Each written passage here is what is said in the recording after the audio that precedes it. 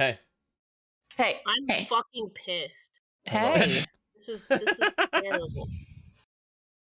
I would like to start the campaign God, I by can hear myself. sneaking away from everyone else. By speaking away from everyone else. Sneaking. No. Oh, sneaking. Speaking. Wow, Jesus Christ. Jesus Christ. My God. Damn.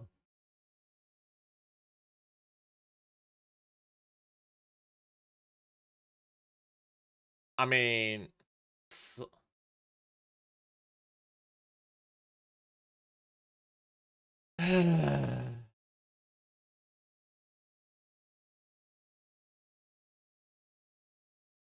uh-huh.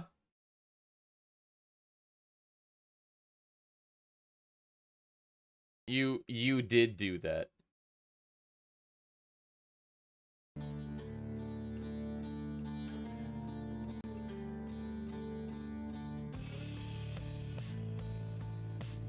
Yeah, it just kind of let me know as it happens. Wax, we're using above VTT. What the fuck? What are you doing? He said, I forgot what software we were using. I am a goldfish. Oh, D&D Beyond.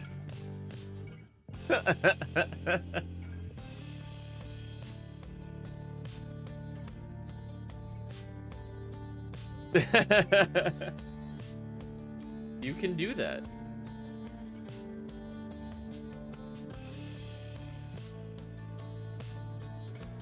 True. You don't have you no longer have to disable Beyond 20.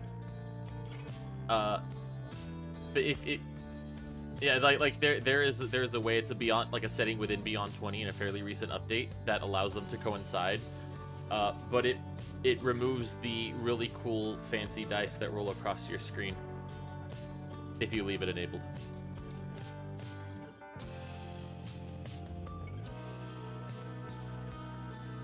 I mean, if you type /R D69. Oh my god, it doesn't. You're right. You're right. It doesn't allow. Whoa, that's actually kind of disgusting.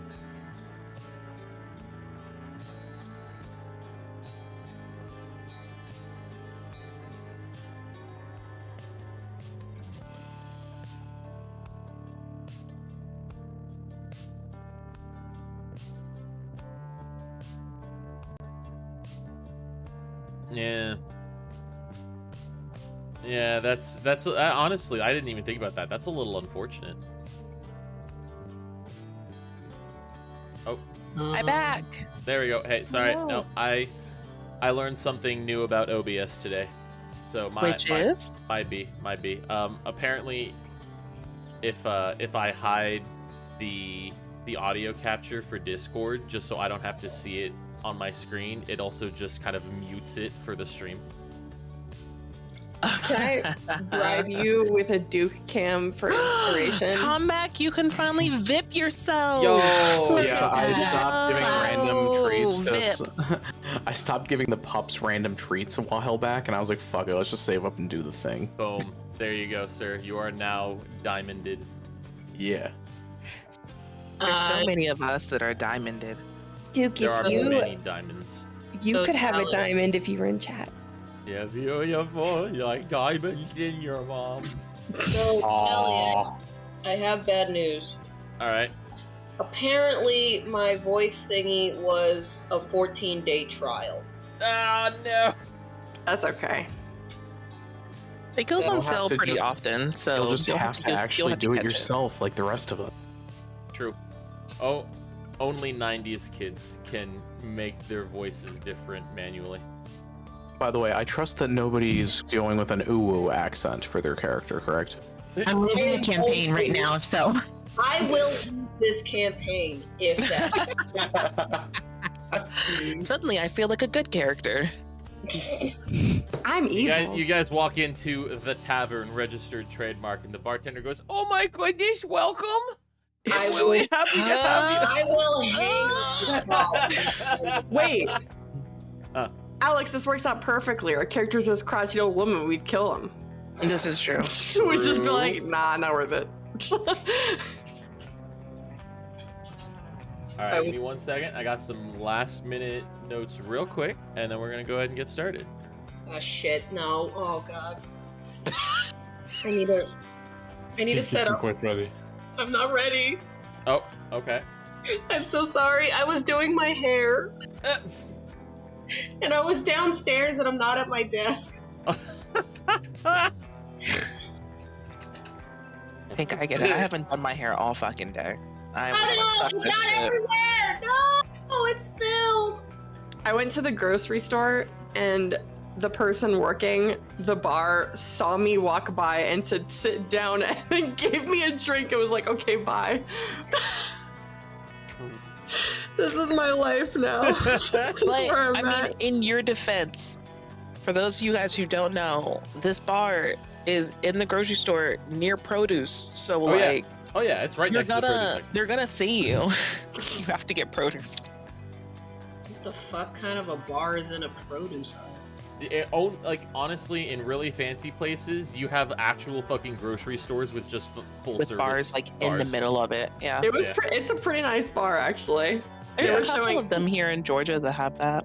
They're showing all the football. They had like a ton of craft stuff on. It was nice. I did not watch football all day today, guys. Well, I don't- let me tell you, we're friends again this week. Yay! Guys, we Man. weren't friends last week. We were not. Because we almost came back. You really did, We really did. and then I you was did like, not. Oh fuck! What is happening? Oh my gosh! What? Okay. And then the Falcons were like, JK. It's just weird that the Bears are winning games. Yeah. I mean, not wrong. I'm rushing. They shouldn't be right now. I'm rushing, but I'm also doing something I probably shouldn't.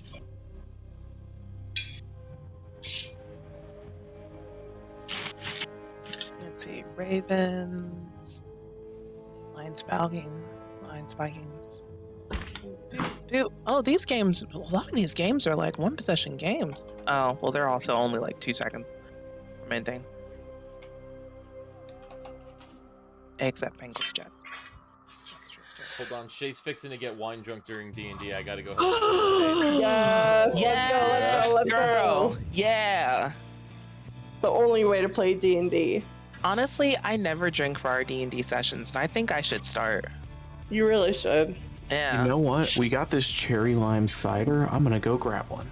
Why are we all actually gonna drink for this? Because I just made a Bitch, cup we of are coffee. evil. I made coffee, but I also took a nap. So I have Coke. Like, I decided I was just gonna have Coke. damn, straight to cocaine. That's Yeah. impressive. Yeah. People did this joke yesterday to me. Good. I'm Sarah, I'm glad. so excited that you'll drink with us. Put some Yeah, rum in good. that Coke. Dark, here's the thing. And this is gonna sound very lazy.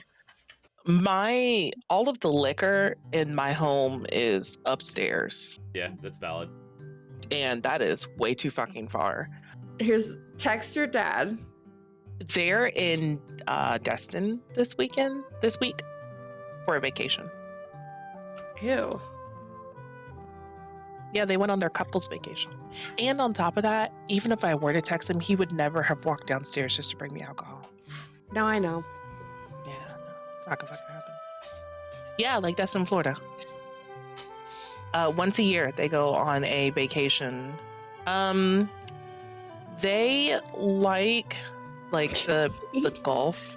So they'll go to like random places in the Gulf and get a beach house and just be there for like a week. Jelly. He would get us oh my god. The wind is going crazy. He would get us drinks if I was there because I'm his favorite kid. That might be true. They could go to Clearwater, but Clearwater's further south, and they're not driving that far. Clearwater is nicer. Yeah, but like they also drove And I don't think that they want to Ew. drive like from here to Clearwater. It'd be like what, 10 hours? No. Well, how fucking far is Clearwater from here? Ask Probably Joe. about the same as Orlando. Hey, real quick. Real Yeah. quick. Mm-hmm. Is there anyone who is not ready to go? Hit it. Anyone who is not ready to play? Logged into the tabletop.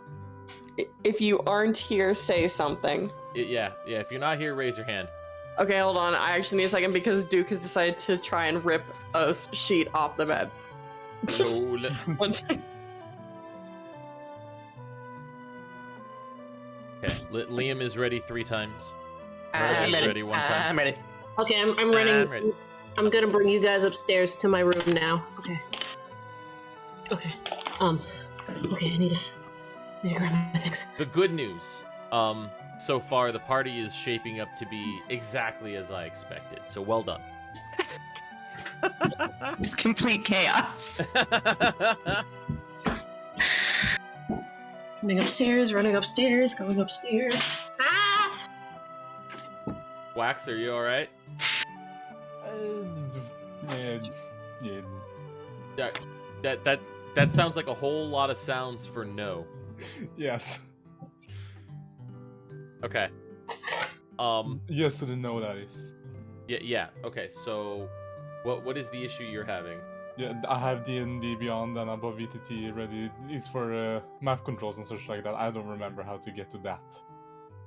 So you're on D&D Beyond. Mm-hmm. Okay. And you open up the Call of Colgrim Kane campaign, right? You hit the button that says View Campaign, Yes. and then Okay, on the little card for your character sheet, you should have a button that says Join above VTT.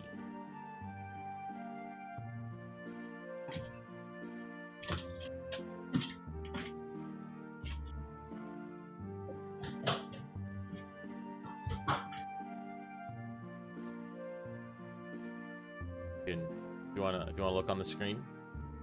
Yeah, I'm looking. Yep.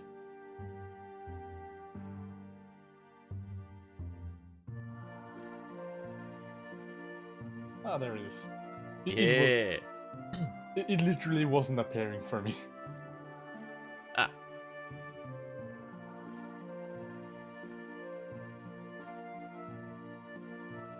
All right, we got there. 1, 2, 3, 4, 5. Pink, y'all good? It was headed upstairs, so She was headed upstairs, and I heard some thunking, and then that was the end of it.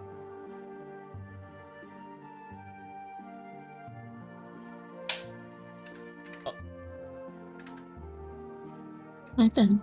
We're so fun.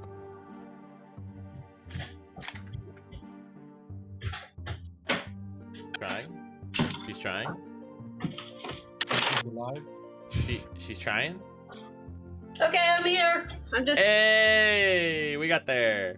I had to bring my charger up because it was downstairs, and I also made nachos. Clap. Nachos with chicken and rice. All right, ladies and gentlemen, we've done it. We're here. Welcome to the cock. We love cock. True. Ah, fucking relatable. That's me. I feel like I'm indifferent to it, but I just don't know. It's a balance. That's right. It to each their own. Cock is better in real life than pictures. Okay, listen. That's accurate. This is gonna be an online campaign. You're aware of that. Is that gonna be a problem? Yeah. This is like this cock is entirely internet. I hope you. There's no IRL cock happening here. It'll do. Yet. It's not Yeah. Pink's fault that roosters are so magnificent. Listen. So, ladies and gentlemen, welcome to the Call of Colgrim Kane. Episode 1. I'm not gonna fucking name the episodes like Dabrin or Michael, because I'm running 2 fucking campaigns side by side. I ain't got time for that shit. Understand. So we're just gonna have episode numbers. Wait, can I come up with random titles for it that have nothing to do with what's going on? Absolutely. Cool. You're welcome to do that. Are there any questions, comments, or concerns before we actually, like, get started? Comic, what is today's title? Today's session will be titled, Sometimes the Back Door is Correct. Okay. Just. Okay. Oh, Please make that your stream title. That's the title of today's session? That is the title of session 1. Excellent. Of course it is. All right. Sometimes. Well, sometimes you have to door. come in the back door. We'll put it that way, okay? There we go. Yeah, sometimes you have to come in the back door. Sometimes you have to come in the back door. The name of today's episode. It's more real than you might think from a D&D standpoint. I was trying to make it somewhat possible. All right. You have each received your lovely little backstory blurbs. We're gonna start with Kefev. Oh. Yeah. You're chilling out in the tavern, right? The tavern PM, right? Yep.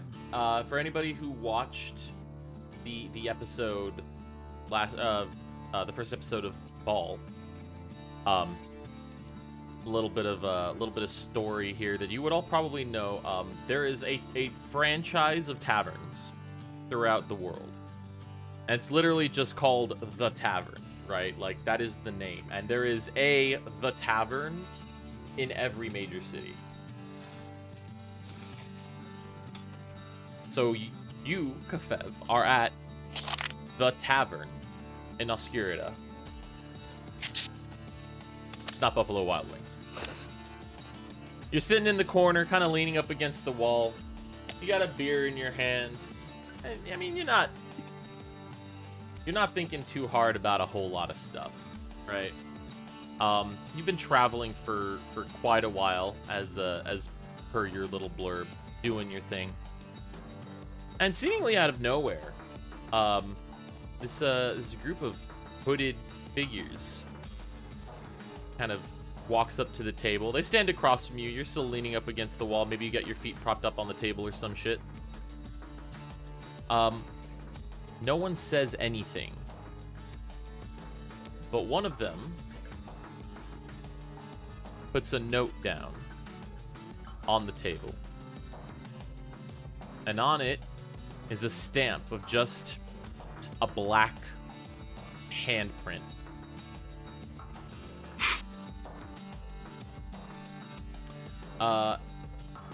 Myrna, you're sitting at the bar in self-same The Tavern, and you happen to glance over and you see from the outside this same happening. You see, just a few cloaked and hooded figures walk up to a table in the corner of the tavern, throw down a little piece of paper. Kefev, what are you doing? I asked them, so what is this about, gentlemen?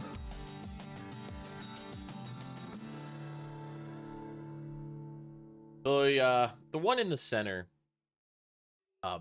there's no real defining, like, markings on any of them.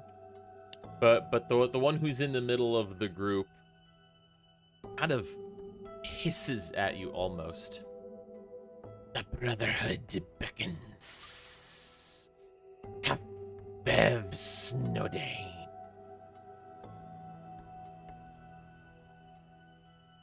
Interesting. And why would that be? Read, and you will know. Refuse, and you will not leave here alive. Well then, I guess I'll take a read. Alright. You go ahead and grab the note. You open it up, and it's literally just kind of like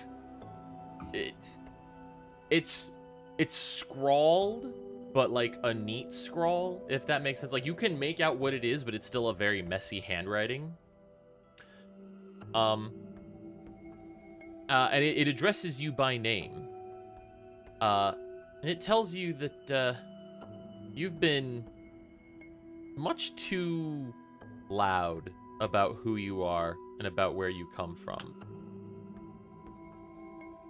It says that if you ever want any chance at recovering that which you've lost, you'll head to the giant statue at the south end of town. You will be there tonight at sunset. I glance back up at the individuals and simply respond, "Looking forward to doing business with you." And they fucking turn around and walk off. Myrna, Yep. roll me a perception real quick.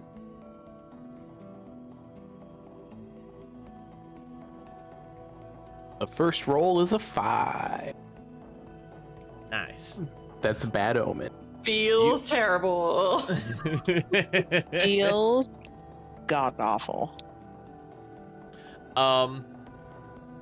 You hear absolutely nothing that has transpired in the corner. It's far too loud in here. But you see like the note kind of land on the table. See the person in the corner reach over, pick it up and read it. Do I see the stamp on top of the note? You don't see the exact stamp. Okay. You do see that there is a marking, but you can't quite make it out with that roll. Alright. Less than a minute later, you hear that coming from the fucking hooded guys, and they turn around and they walk out. And as all this has happened, the rest of the tavern is kind of like, it hasn't gone completely quiet, but people are like, they're muttering. They're getting a little hush-hush. They're kind of giving weird looks at that corner.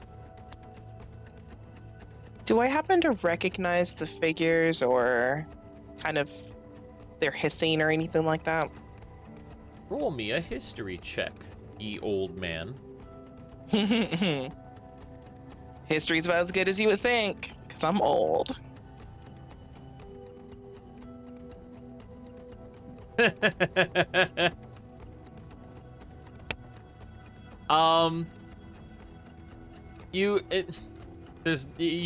Bleh.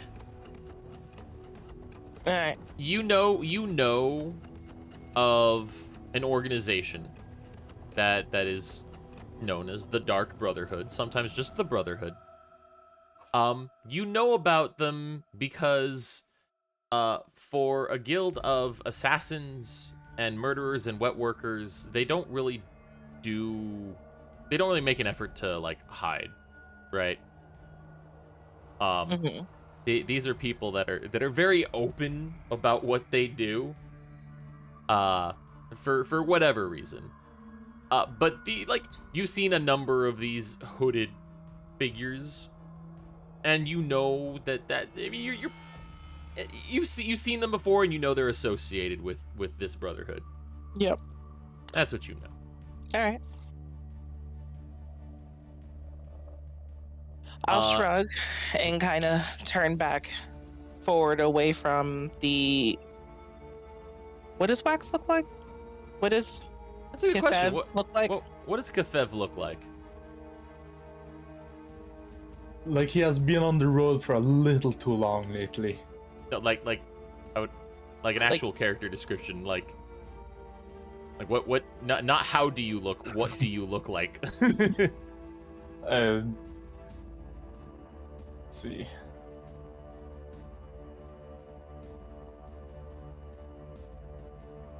About 5'6", brunette, a little angry almost that his time with a drink got interrupted.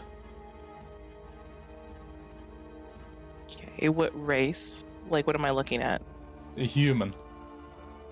Okay. Alright, so I will turn kind of away from this angry, disheveled looking human And anyone close enough to Myrna would hear, well, that none of that has to do with me. And Ashley just turns and kind of goes back to drinking. Roll me one more perception.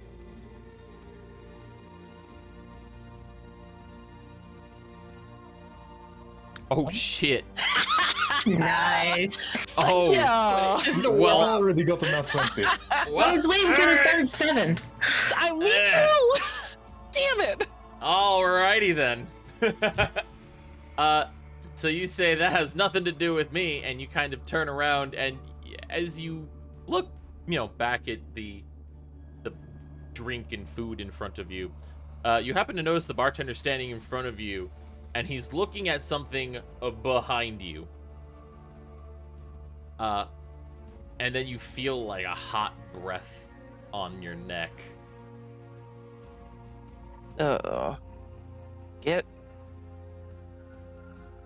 Don't you know it's rude to stand this close? And I'll kind of turn and look and see what is behind me. Well, behind you is one of those hooded figures. And it goes... Yeah. It goes... This involves you more than you think. I believe at this stage, not much involves me. He goes ahead... Well, I should say. As you're saying that, holds out a note very much like the one that you saw drop onto the table in the corner. And at this point, literally everyone in the tavern is just like staring at you. Kefev, roll me a very easy perception check.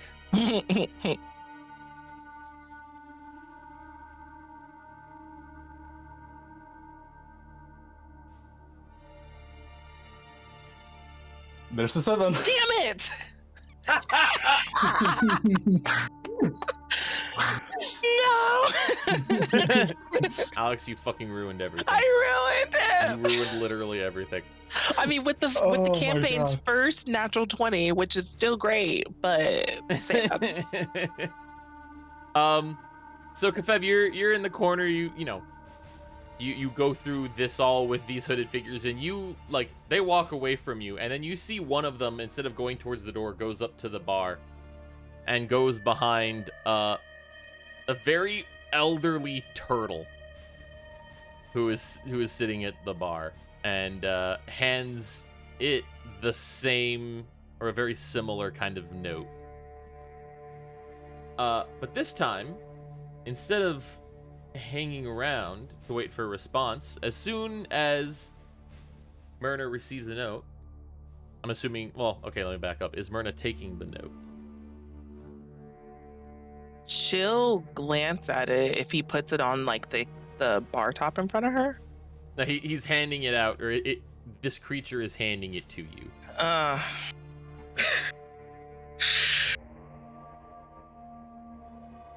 She'll snatch it out of his hand. All right. As soon as you do that, he fucking flips his coat and fucking turns around and walks out.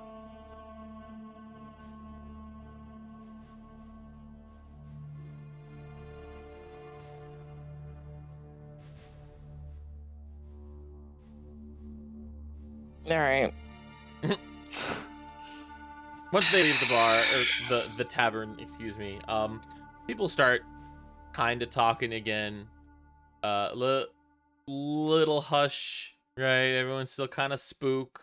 Still some side eyes and mumbles and mutters concerning both Myrna and Kefev. I'll open the letter and read it. All right. You open the letter.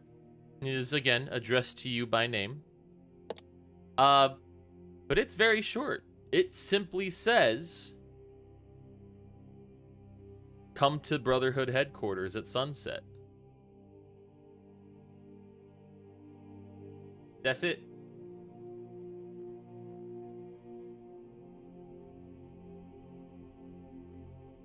Wax, was there Okay. something you wanted to say or do? Yeah, I wanted to order another drink for my character. Ah, okay. As soon as this weird hooded thing leaves, you flag down a barmaid and you order another drink, and she's just like, sure.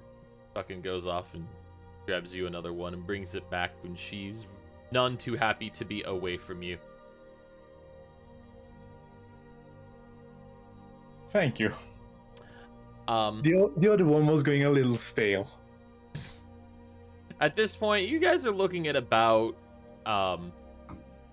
maybe a couple hours until sunset, so you've got some time.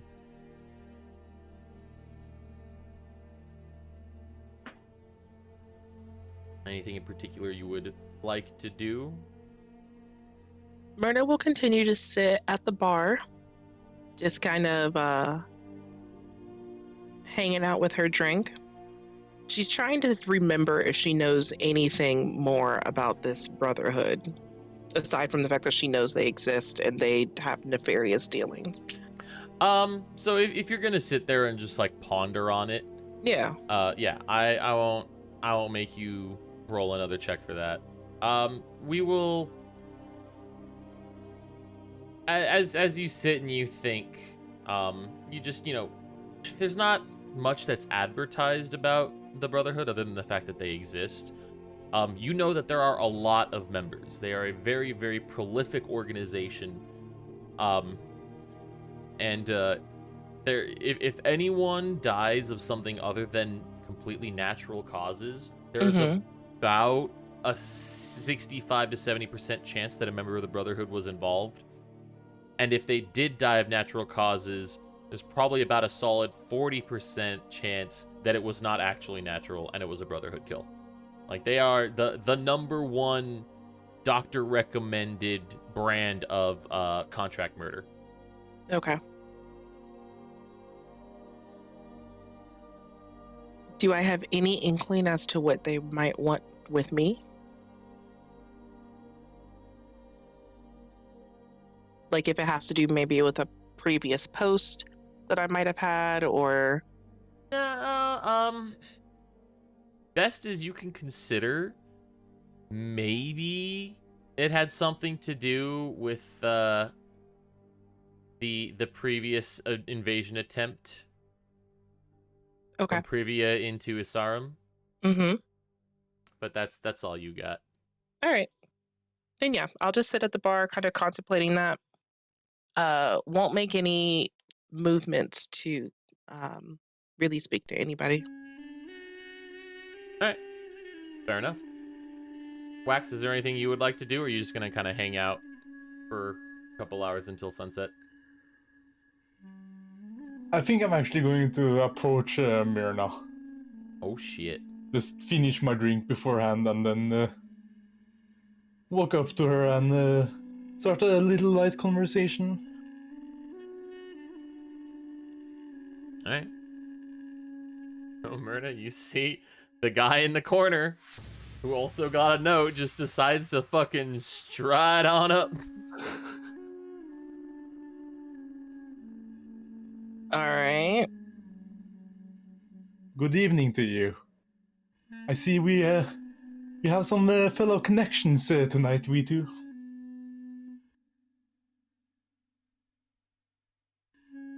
Myrna will kind of just look at you. Just kind of bored. A little bit of disdain in her eyes. I'm gonna ask her if I can sponsor her something for tonight. Light meal, something to drink.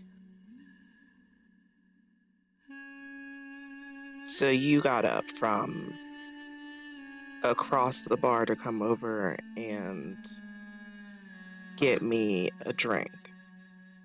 I feel like I might be a little old for likes of you.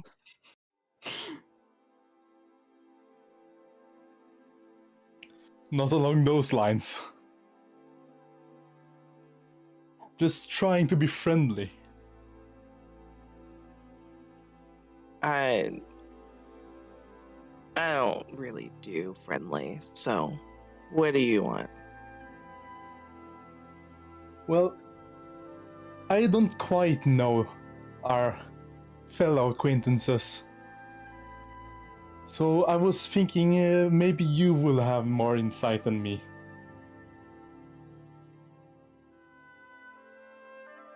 I don't really know much about your acquaintance at all, so Well then. I take it you want to be left alone, so I will wish you a good evening further. And then I just walk away.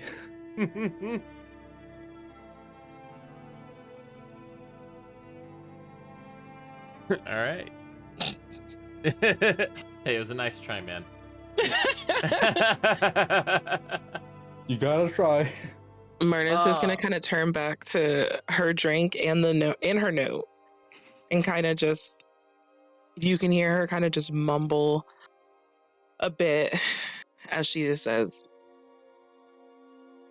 "Stupid, stupid kids."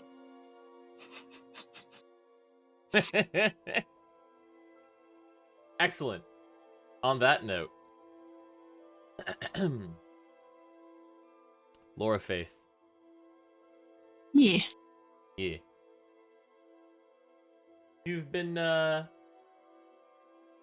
you've been hearing murmurs, whispers of something really big going down tonight at headquarters. Being in the position that you're in, you know, you've only been there for a few months, it's people still kind of don't give a shit about you, right? Low man on the totem pole type of deal.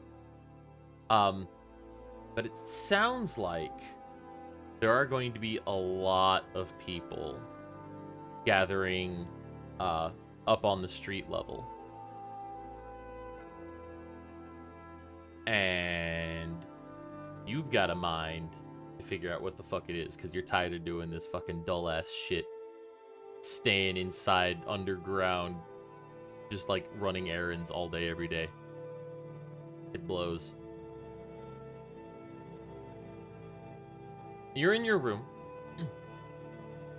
Technically, you're not on a curfew, but you're still at a point where if people catch you hanging around, like outside after sundown, they just, you know, they get a little weird, right? Like they're wondering what it is that you're doing. But you don't have any assignments right now, so currently, headquarters is your oyster.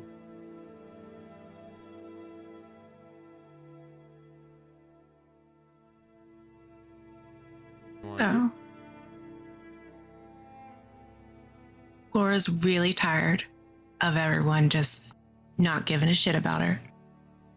And she really wants to prove herself. So Laura's gonna hang around in her room. What, sunsets in a couple more hours? Yeah, about 2 more hours. So she's gonna hang out. And then Laura wants to try to sneak out of her room at sunset to go find out what's going on. Oh, really? All right.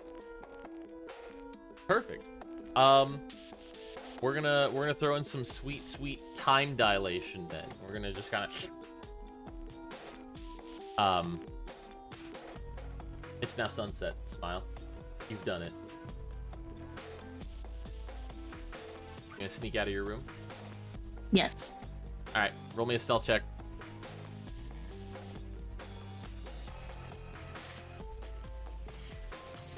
Ooh, okay. All right, well, hey. How's that for a fucking DM roll of the night? All right. Good one.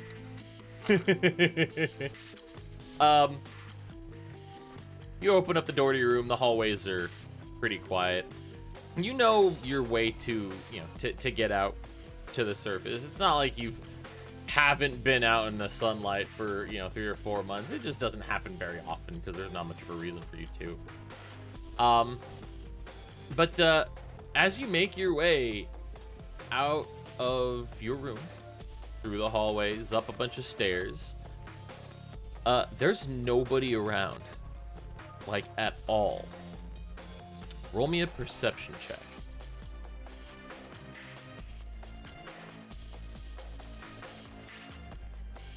Okay, okay. As you get nearer to the surface, there's kind of a not-so-secret entrance. That kind of in like the side of a main water fountain near the south end of town. It's a sizable thing, right? The fountain itself is, you know, like 20 feet in diameter. It's got a giant fucking statue sitting on top of it. And this not so secret door is literally just kind of fucking like slides open from the side of the fountain, and you just kind of walk out. So you get to the door, and you hear a fuck ton of people outside. Like, a lot of goddamn people.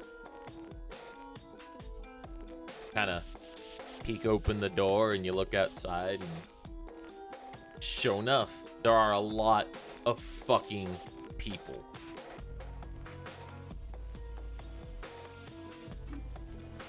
Just gathered around this water fountain. And you see the last vestiges of sunlight slowly dip down over the horizon. And at this point, we're going to go to Liam.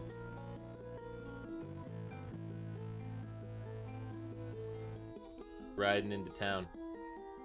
Got here. Sun's setting in a couple of hours. You know exactly where the headquarters of the Brotherhood is. You've heard about them enough. You've written about them enough.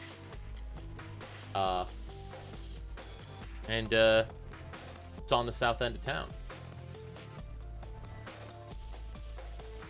You want to head straight there, or do you want to do anything since you're back home for the first time in a while?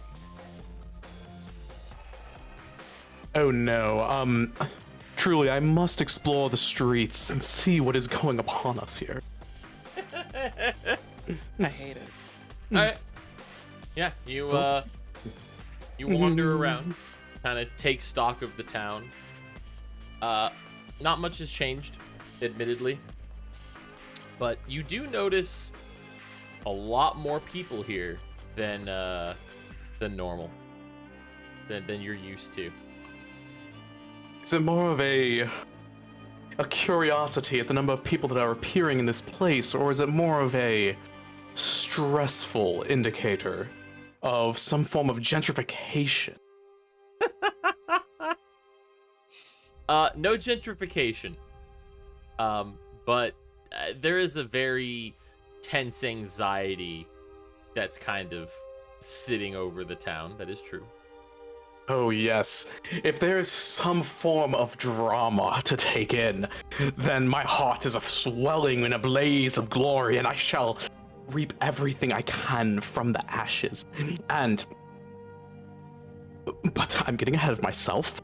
I will take a slow jaunt through the streets. I shall make my way through the alleys, the dark places, look for any and all who are under the weather, under their own problems. And then I will make it to my destination. I'll mean investigation. Got it.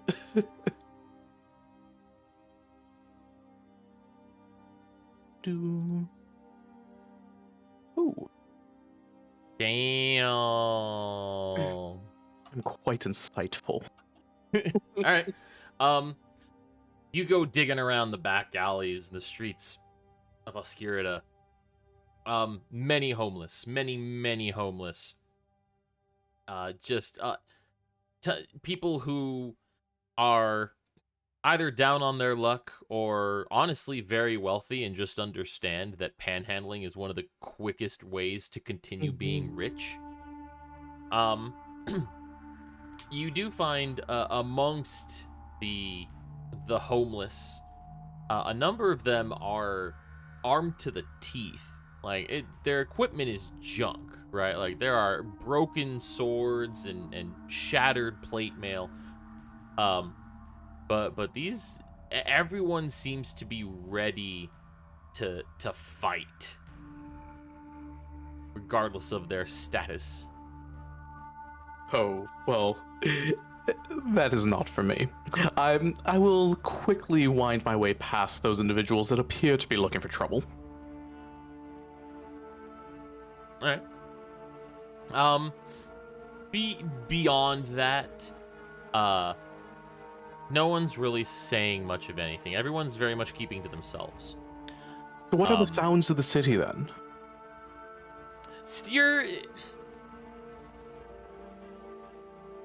Imagine your normal evening fare, right? Some people getting off of work and doing some last minute shopping, wagons and carts rolling down the cobblestones, people talking, shops closing up, so on and so forth. Is there any gossip? Except that everyone seems to be avoiding the south end of town. And every time one of those aforementioned kind of scraggly, armored, doesn't really fit in here type of peeps walks on by, there are sideways glances and murmurs under the breath. Oh. Well, if the south end of town is where the action is, then I'm looking for a front row seat. I will make my way past all of this drivel on the side of the road, and I will make my way towards where it is ripe.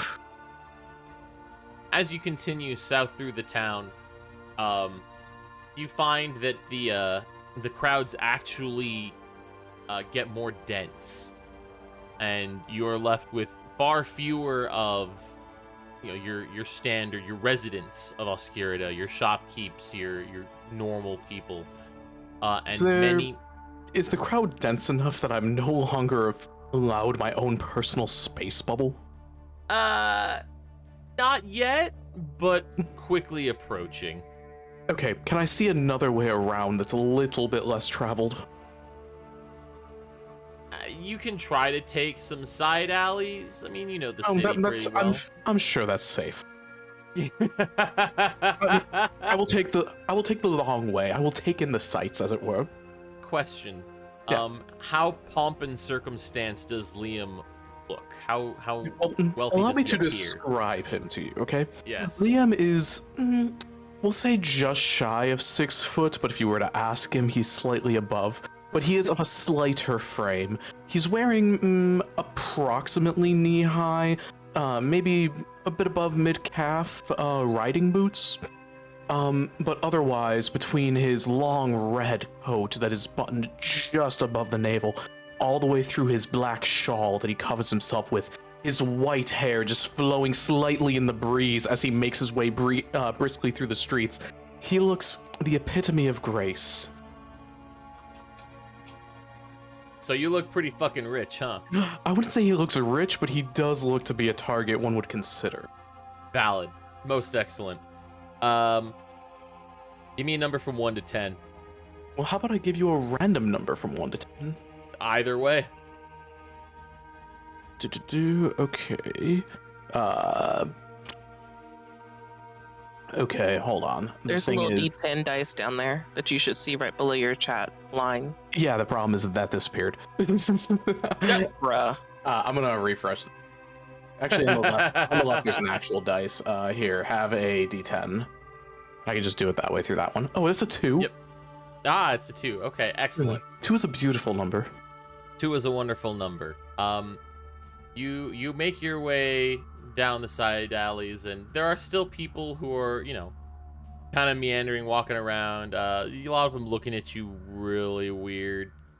Not in a menacing way, but more curious. Well, what can I say? I am a sight for those who have not seen one such as myself in a while.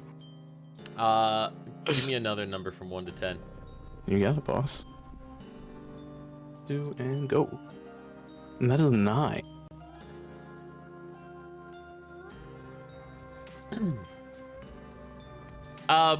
You eventually make your way to what is very widely, well, rather widely known as the de facto headquarters of the Dark Brotherhood.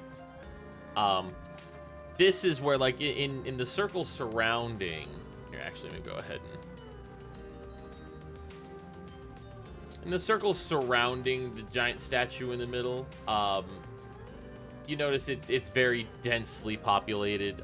Not a whole lot of room, but if you stay far enough back, you're kind of outside the rest of the crowd. Oh yes, well my feet are weary from all of this meandering, and so what I would like to do is find a nice barrel, perchance a bench, something more cushioned than just the dirty floor, but just something that I could sit myself upon and just take notes on the scenery at hand, the events to unfold.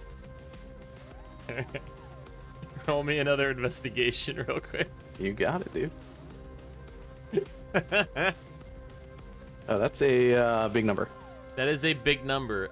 You find, not a bench exactly, but you do find a barrel with a short barrel with a nice sack of flour kind of stacked right on top of it. You know, can I check the bag of flour? If it is well sealed, if it is a strong burlap, that might do. It is a solid. I wouldn't even say burlap. It's more of like a finely woven cloth. Okay, but if you said it is flour, then is there any flour on the outside of it, or would a quick dusting be enough to ensure that my garments are not tarnished? Yeah, you kind of you take your kerchief and you brush the top of the bag real quick, and I mean a little bit flies off and lands on the ground, but it seems suitable. I scowl at the filth, but it will do for the moment. All right. At this point, we're looking at maybe about 20-30 minutes before sunset. So. Oh, lovely. The stars will be out soon upon us.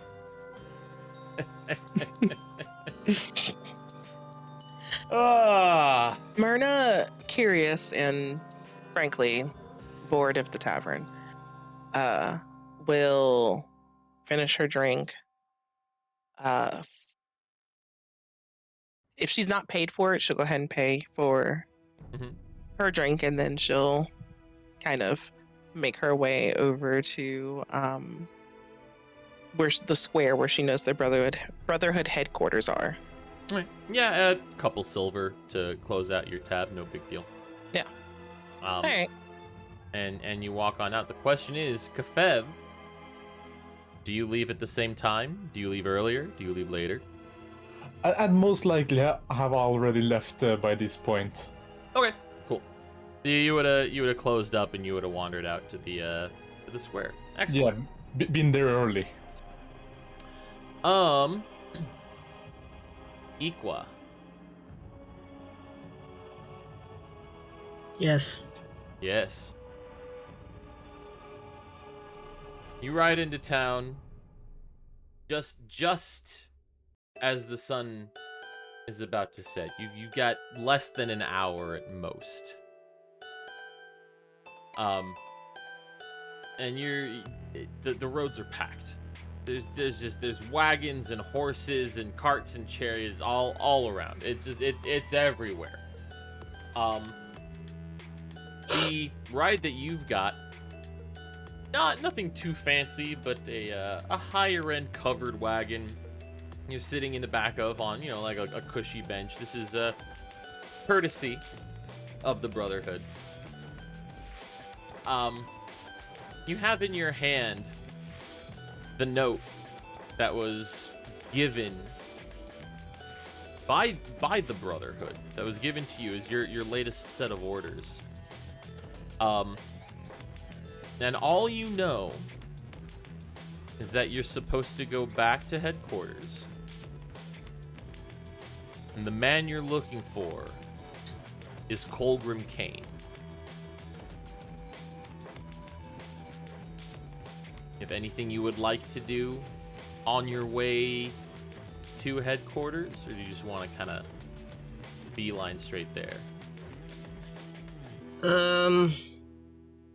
Well, Equa is not really one to talk to people, so Equa will make sure to, put on a hood and just make their way as quietly and, inconspicuously as possible, because they are not very entertained by everything that's going around. They just want to get to their destination. All right, cool. So, you kind of you stay in your wagon for as long as you can. Well, once you hit kind of the main town square, the driver tells you that you gotta hop off and walk. So you hop out the back of the wagon, you pull up your hood. You don't owe him anything. Like I said, Brotherhood paid for all your transportation. Kind of one of the perks of the job. It's pretty sweet. And as you start making your way to the wonderful giant water fountain that you understand to be your landmark, actually, let me see here.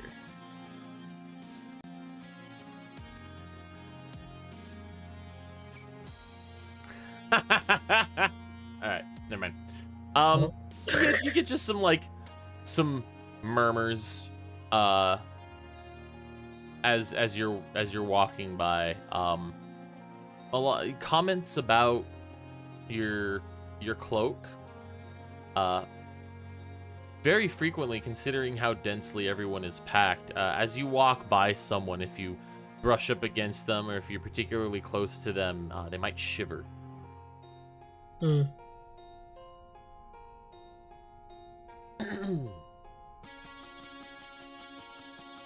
we go. There we go. Oh, I say we go. Now we actually use the map. So, if everyone could, real quick, you're gonna be like right there. Just verify for me that you can move your tokens. You will be able to move the other player tokens. Please don't. That will hopefully be fixed in the near future. So is Laura exactly by the fountain now, or was she still off in the back by the door? No. So Laura would be here by the fountain. Okay. That would be the very not so secret exit you came across. I'm assuming Liam is somewhere near the barrel that he's currently sitting on top of. Yeah. Something like that. Yeah. It's a nice view. That's good. Myrna's. There seems, if this wagon and boxes exist, she'd be leaned up over there. She's not walking all the way into the square. That's too much work. Yeah. So the kind of small clearing area that you guys are in, right? You've got this giant fountain in the middle, massive fucking statue with this, it literally is. It is a shrine. It is an open celebration of the Brotherhood, right? It is when I say that they are not subtle, they are not subtle. And you see it is here approaching sunset, right? Maybe at this point it's 5-10 minutes away at most. Gotcha. There are a lot of fucking people. Okay. A lot of people. I would like everyone to roll me perception checks.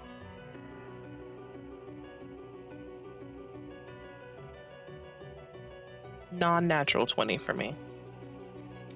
Oh, what do I see? Man. Y'all fucking... Wait, who are we missing? Why? Laura? Did we all roll 16? No, Laura's here. We have 4 16s, a 20. Who are we missing? Are we missing someone? Kane. How do Yeah. I do this? There's a sheet in the top. Yeah, so you can either click the sheet button in the top corner there. That'll pull out an overlay of your D&D Beyond character sheet, and you click the button to roll. Yeah, you click the little box that's by your perception, right? That has your modifier in it. Just kind of click that, and it'll roll the dice. box by me. Yeah, so yep, there it is. Boom. And if you would like, and then you can click, you can click the sheet button again to bring the character sheet back. But if you don't want to have that over top of the map, you can. No, yeah, I think I clicked that already. I just didn't know where to roll the dice. Okay. Okay. Yeah. But you can open up your character sheet in a different browser tab, or if you want to download the app on your phone, you can do that too, and you can roll from there if you want another option. Gotcha. Okay. All right. Well, I mean, fucking everyone high rolled the shit out of that. So as you all look around, you do spot a number of interesting characters.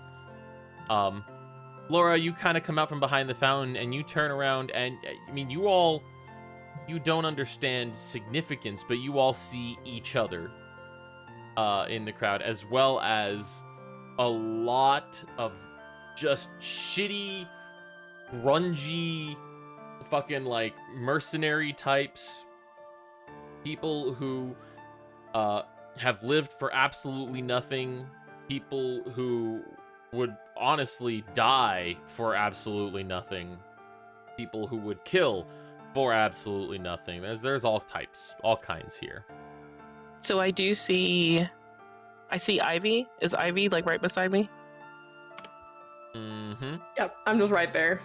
All right, I'll turn, and when I see you, I'll just say,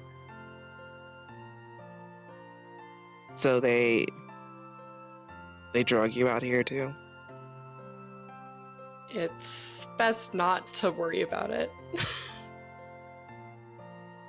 Did you at least bring me my own cup of tea? Or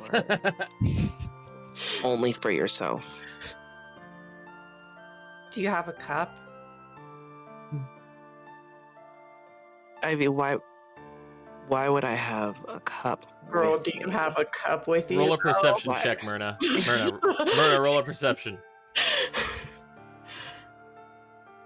Do I have a cup? You do not have a cup, but you glance around and there is in fact just like a plain old shoddy wooden cup on like a crate next to you.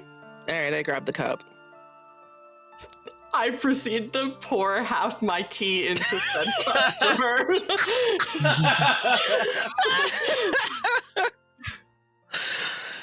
Oh my god. Are you pleased now? Little better. How'd they get you out here? Some letter with some come here. Same. So looking around, Laura can see this little mean old turtle. Yeah, so what you'll see when you look at me, just so I can describe it. So you will see a turtle. If you've never seen turtles, then you'll see a upright standing turtle. She has like creamy looking skin, but it has these very kind of bright red splotches all over it. She's wearing like a pair of trousers and some leather and everything with kind of leaves, what ends up kind of looking like leaves kind of woven into it. She has bright red hair that is kind of dreaded and locked, and it's kind of pulled into a bun on the top of her head. Her face looks like it sits in a kind of permanent kind of scowl, with kind of an overwhelming sense of kind of elderly, kind of sunken in lines all over her face and hands. She's, I don't know, she's like a little over like 5 feet. She's like 5'9" 5 foot. So she's like an average height for a turtle. But yes, Myrna piques Laura's interest because she's never seen a turtle before. True. And she thinks she looks so unhappy. So she wants to make her way over to Myrna. Oh, dear God. Oh, no. You're going over to 2 angry old women. So Laura, you peek over the fountain, you kind of, and you see at the very fucking back, directly across the courtyard, you see a very old turtle and a very, very old, bright green-eyed, I don't know what the fuck that could also be. And you're like, wow, those two look really upset. Let me go help. Do I have that right? Yeah. Excellent. All right. You feel free to move your token as you wish. You make your way over to that. Through all of the people. I'm gonna go on the side because I'm not supposed to be seen, okay? That is fair. That is fair. And I want to actually kind of come up behind. I'm going to stand behind here because okay, so I'm trying to stay away out of the Brotherhood's eyesight because I'm not supposed to be out after you dark. are sneaking up on these two. Ivy, women. I am. yeah, Okay, Ivy's so immediately taking a dagger out. Hold on. One step at a time here, people. Laura, kindly roll me another stealth check, please. Ba-dum, ba-dum. Ba-dum, ba-dum, ba-dum, ba-dum.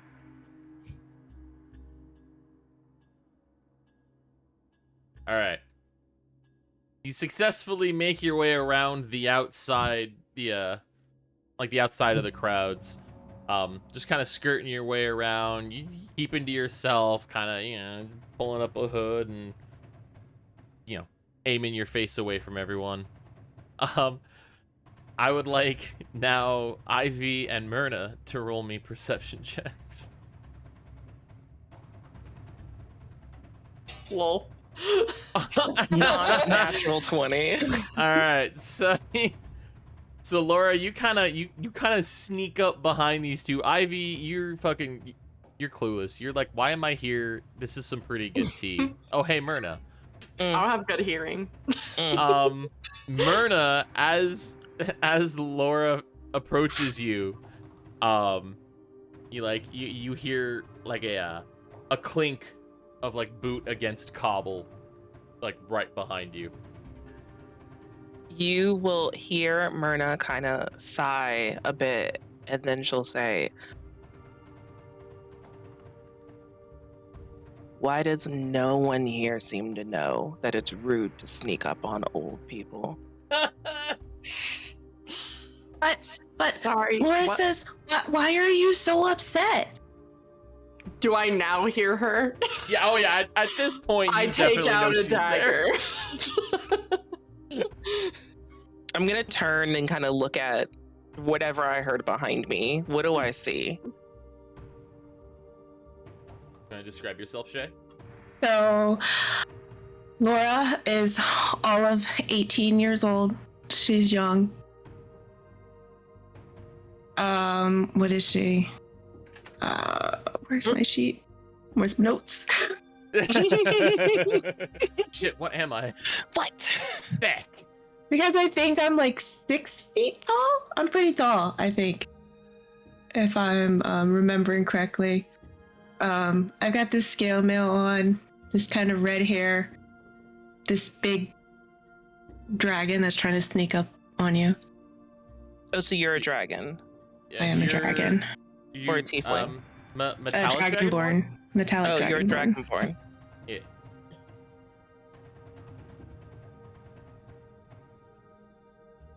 So, Do I see a lot of dragonborn at this point in this area, in these parts?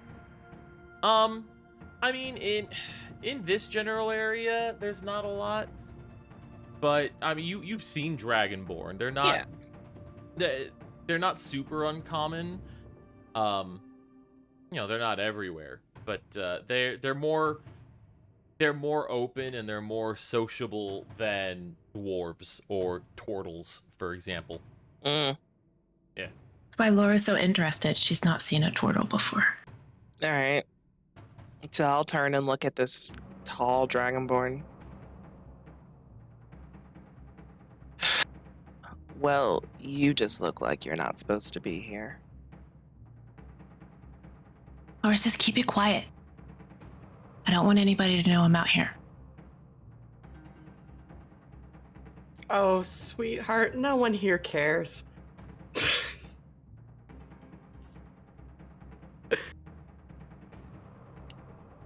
Laura just looks over, gives her this look like, but, and then she just turns back around. You know, the key to looking like you're supposed to be somewhere is to look like you're supposed to be here.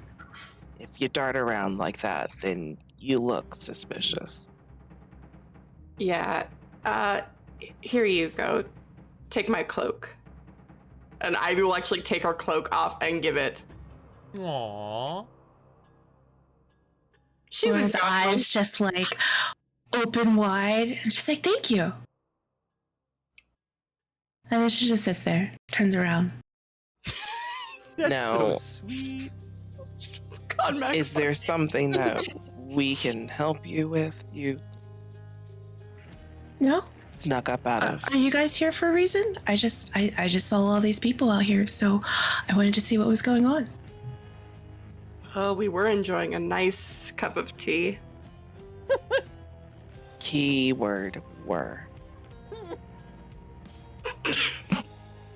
At this point, you hear trumpets kind of blare from some distant but not entirely easily identifiable source. Just. Oh, sorry, I'm echoing. Can you do that again? The echo was good. The echo made it. The echo kind of made it. Yeah, the echo really made that sound effect. Damn, there it is. All right, dude, that's the pro strat. I figured it out. That's how I use this to my advantage, dude. And at this point, literally everyone in the courtyard just shuts the fuck up. The ground kind of starts trembling a little, rumbling, not like super hard. It's not enough to like break shit or knock anyone over. You're just kind of like, whoa. And up from the fountain in front of you rises this giant figure. Always putting on a show. Actually Hey. true. They get so showy year after year after year. He comes But up what with is this? huge purple cape billowing about him. These bright, glowing orbs peeking out from underneath his hood. His huge, red, electrified sword and spiky blue armor all over the place. Liam makes a note I that he needs to believe- find this guy's tailor. I believe this is what we call overcompensation. Equa is very annoyed at the show. He's not entertained at all. No I one's was looking at Myrna's, it's like, what's overcompensation? It's this right here is the perfect example. I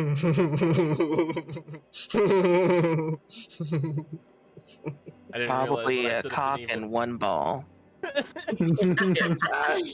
didn't I realize bet when I you set up they're an both gone. evil campaign that it was gonna be full of fucking fun sucking crotchety old biddies.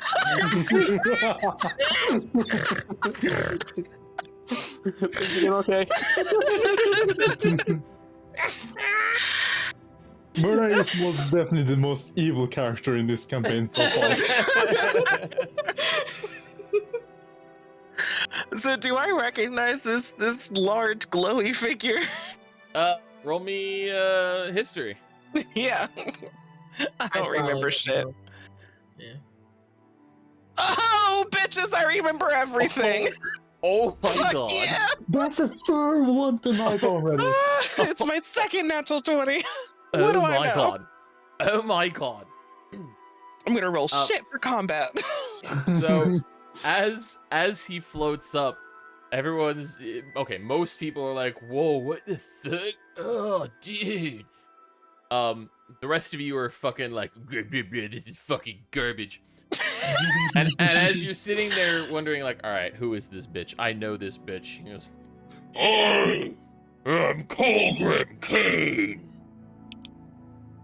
And you're like, oh wait, that's Colgrim Kane.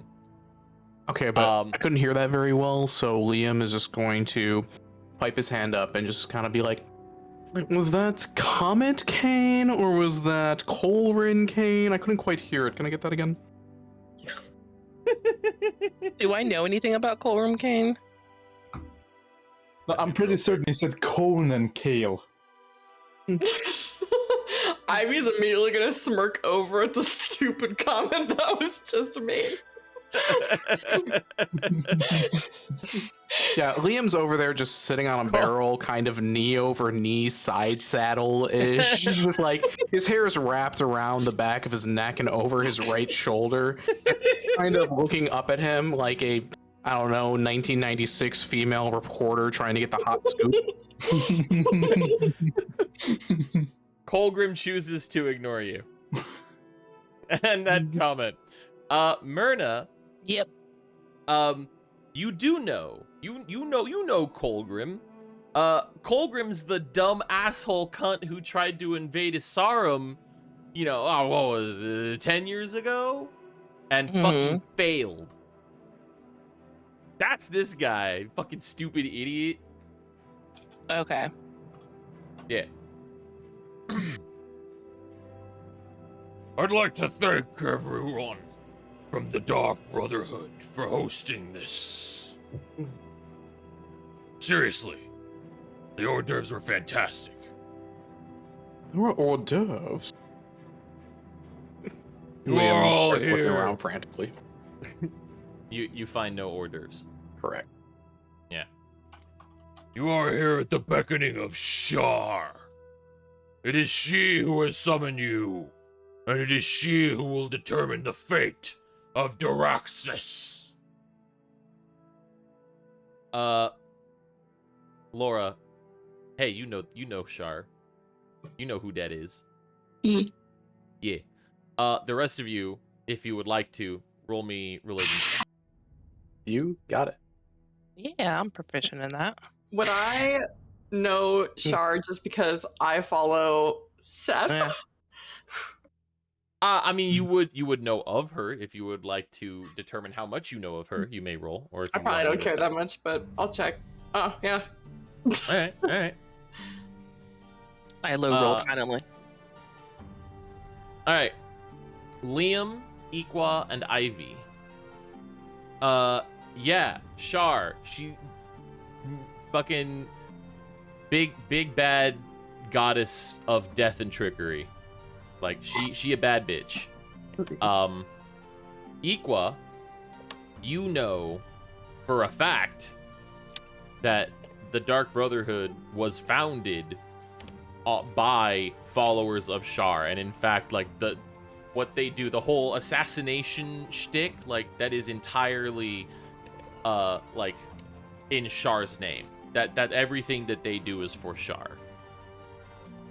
I am now even more annoyed at the mention of another goddess. But I keep my mouth shut because these are the people that I'm working for. So. Yeah. You've been working with the pro. Like you knew this, right? Like you knew that these people like were doing stuff for Shar. Yeah. You have very intentionally not been doing anything in Shar's name. You just kind of been keeping it to yourself. Yeah.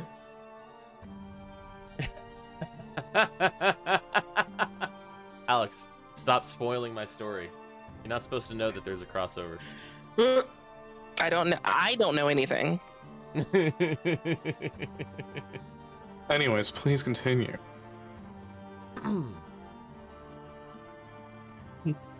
Shar will now determine who will fight whom for the glory of taking over the world.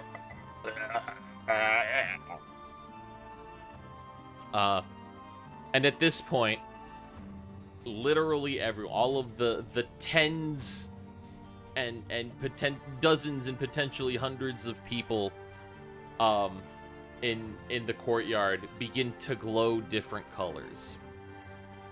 If there are any magical users who would like to roll an Arcana check, you are welcome to. Of course. Do I use that? You are in fact a caster, yes. Okay. Oh Now, my whether or god, not- I'm actually a Does that mean I caster. can too? Yeah. I'm never Okay. a caster. I think actually I think you're all technically Yeah, I guess we're spellcasters, all aren't you? technically spellcaster. You Yeah. are literally all spellcasters. Alright. All right. The rest of you are just like, whoa, this is cool. Ivy and Myrna, you're like, oh, hey, that's fairy fire. Literally everyone in the entire courtyard has had fairy fire cast on them. Us included? However, I'm sorry, you go ahead. included. Yep, you included. However, everyone seems to be glowing a different color. Oh, what color are we? So, Ivy, Myrna, and Laura, you all, you being together, you look and you see that the three of you are glowing yellow. Okay. Ugh, I look better in green. I definitely look Liam better in green. and Kefev and Ikwa, you are also glowing yellow, but you may or may not have any concept of anyone around you who is also glowing yellow, unless you would like to roll perceptions. Oh no, I'm too busy taking notes on whatever nonsense he's spewing. It's honestly disappointing drivel. Excellent. Oh, God. I am blind. Yeah, you have no fucking idea. Ikwa, you're like, what the fuck is this? And then you look down across the courtyard, and you see, well, from this angle, you would really only see Ivy, who is also glowing yellow, and then you'd maybe see like a foot or an elbow of someone next to her who is also glowing yellow. Mm. That's what you would see at this point, and then you can wait, hold on. Who's that pompous-looking asshole sitting on top of a barrel with a fuck back there? He's also yellow. Hmm.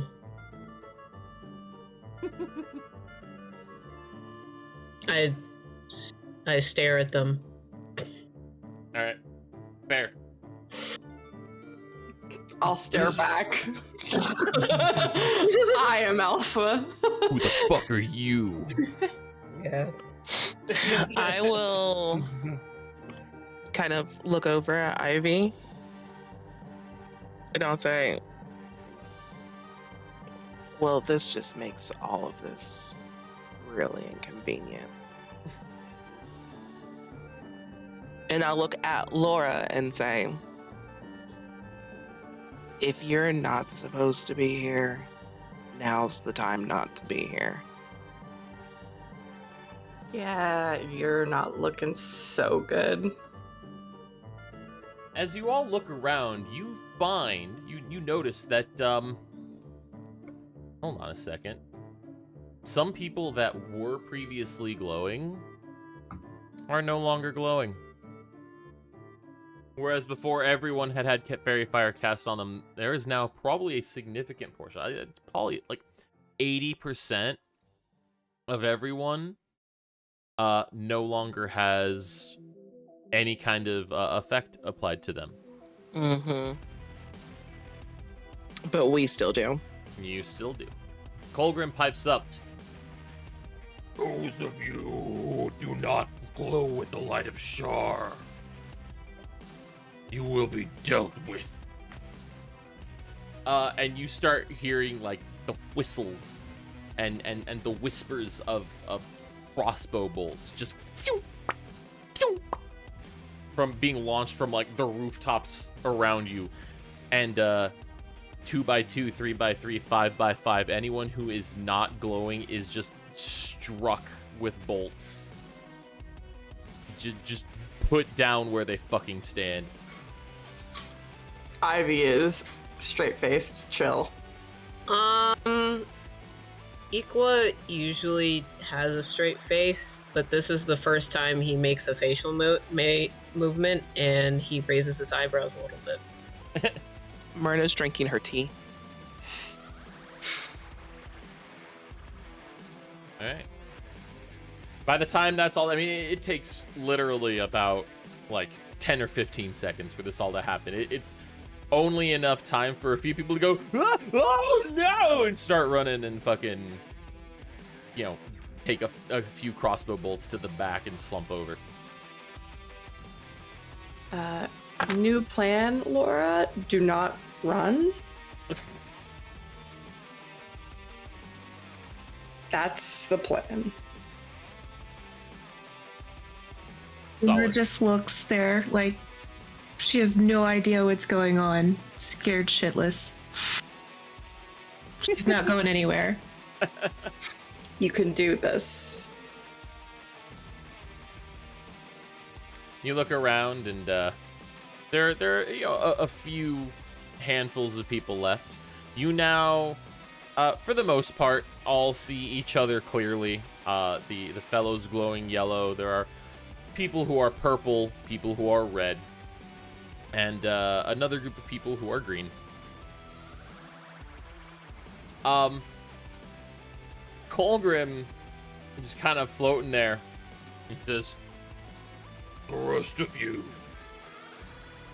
you will fight, or you will die. Either will serve us well." And he fucking does like the ninja vanish, where, like, he throws down a big old smoke bomb, into the water, and it just like smoke up, and he disappear from the smoke. And quite literally at that point, the blue, what did I say? I said blue and green. They all fucking, they just like turn around and they just like start attacking each other. Like that, just straight up, they start fucking murdering each other. And so now you've got you guys, the yellow, and then you've got the reds, and everyone's just kind of looking around at each other like, okay, I guess. And we roll initiative.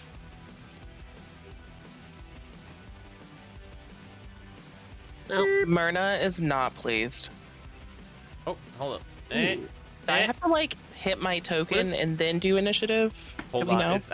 It's If you hit combat, There we go. it's keeping track of it. Yeah, just hit the combat. yeah. I'm good. Open up the combat tab, and you'll see it's there. It is on the left Combat. side of your window.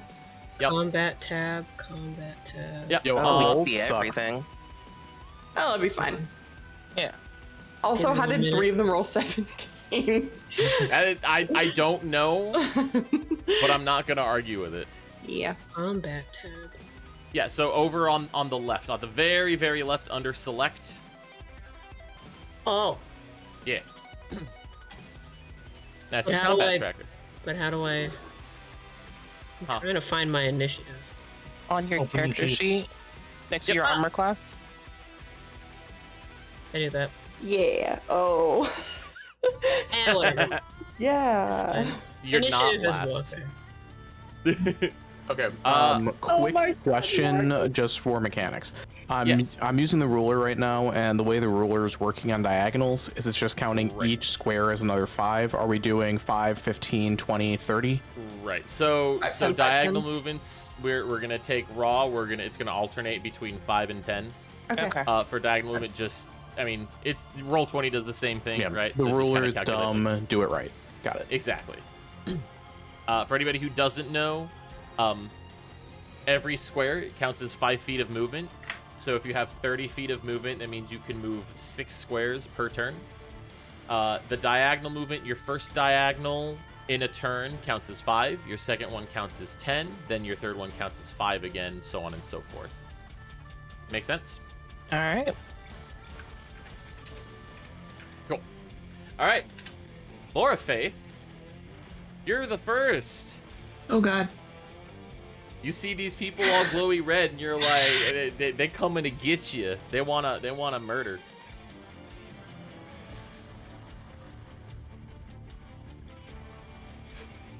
Oh god. You're good. So, in your turn, so you can move, Yeah. and you can take an action. And if you have anything that says it's a bonus action, you can take one of those also. So you can do those 3 things in your turn. Also, you don't have to do anything if it doesn't make sense to like So what you're thinking for your character. the people that are looking at us and attacking us are the 6 in red, right? Yes. Yes. Yeah. Yeah.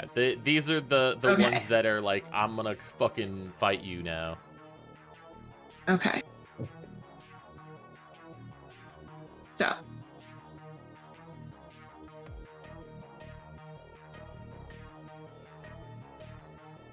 Laura wants to.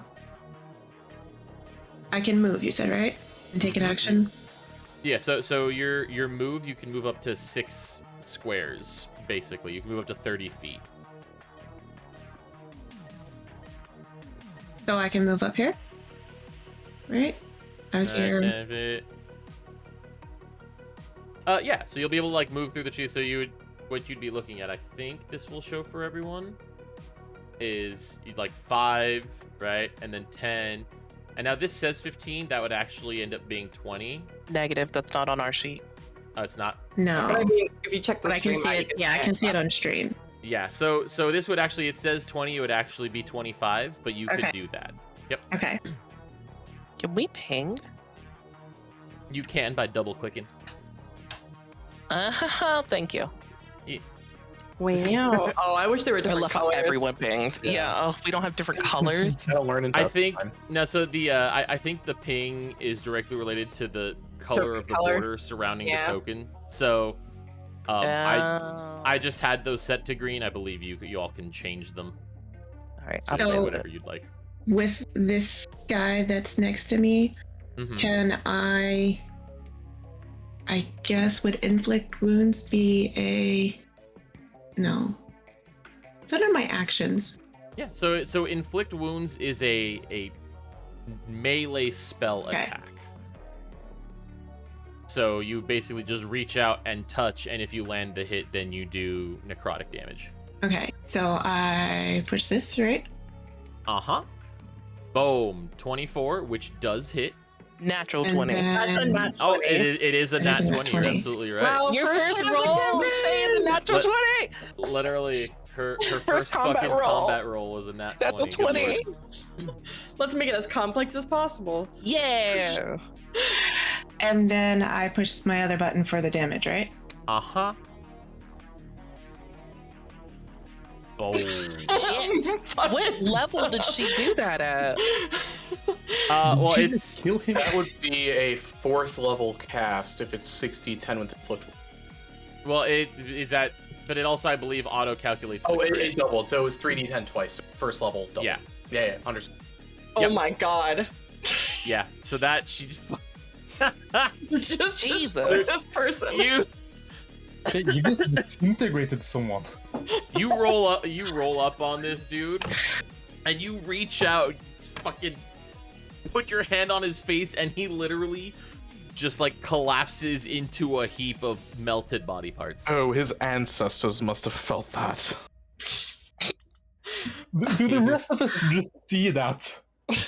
Oh yeah, you do. You absolutely do. All of you just crumples into the ground. Cafe is going to never touch her in the future. Laura has shit to prove, okay? Apparently. Is there anything else you would like to do? You have 5 more feet of movement if you want to take it, or if you have anything that you can bonus action that you'd like to look at doing.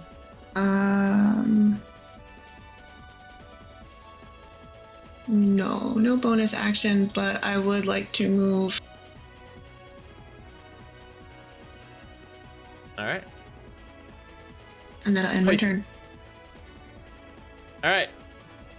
It is now Lizardy Boy's turn. He's like, Ew. Right in my ear. and he fucking rolls up on Laura, having just seen what she can do. He's like, oh, this bitch gotta die.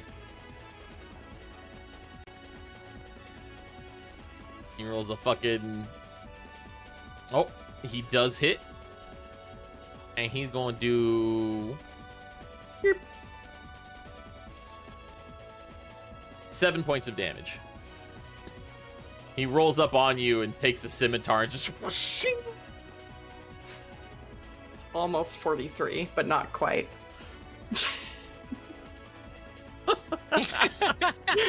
Fucking I've never... Almost. Next up is this dude right here. He sees Liam glowing yellow, just kind of vibing, writing in his book. He struts his stuff on up, and he swings a giant mace. And hits.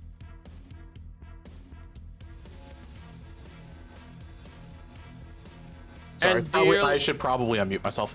Yeah, probably. As he's strolling over, Liam just looks up when he's writing and says, "You move with ma'am. You move with all the grace of a sickly cantaloupe falling over off the shelf and down to the kitchen floor." And Liam's going to pop a bardic inspiration to use cutting words. So All right. that is currently 1d6, and we'll subtract that from his roll. Ah, excellent. Oh, and we'll subtract a 6. Oh. Damn. Oh, that is such a shame. Damn. As he walks up, you insult the fuck out of him, and he's just like, "What the shit, dude?" And he swings his club and just like whiffs completely. What's a cantaloupe? Liam is well traveled. Ivy. Ivy's gonna kind of go, okay, and she's gonna put down her cup of tea that's like mostly finished. She might come back for it, she might not. She's gonna move to here, Okay. and she's going to first cast Hex on Lizard Boy, giving us a bad name. I don't even know if that... Okay, well, I hit cast, whatever. And then she's going to get ready. I've wanted to say this for forever. Eldritch Blast. Hey, let's go. Let's go. And... Oh, it misses. Yeah, I figured. Feels bad. Yeah. That's your turn? Yeah, that's it. Alright. Boop. Boop, boop, ski doop. Oh, wait. Hold on. No, I didn't. I want you. I want you. That one. That's the one. Excellent. Alright. This random ass motherfucker. Also eyeballs. Oh! The And they have disadvantage on charisma checks. Okay, thanks. the lizardy boy? Yeah, because of Hex. Yeah, excellent. Alright. Excellent. Excellent. I almost made the same. So. This motherfucker strolls up, and he's got a little fucking short sword, and he goes to take a swipe at the very pompous looking rich dude who's just sitting on a fucking barrel.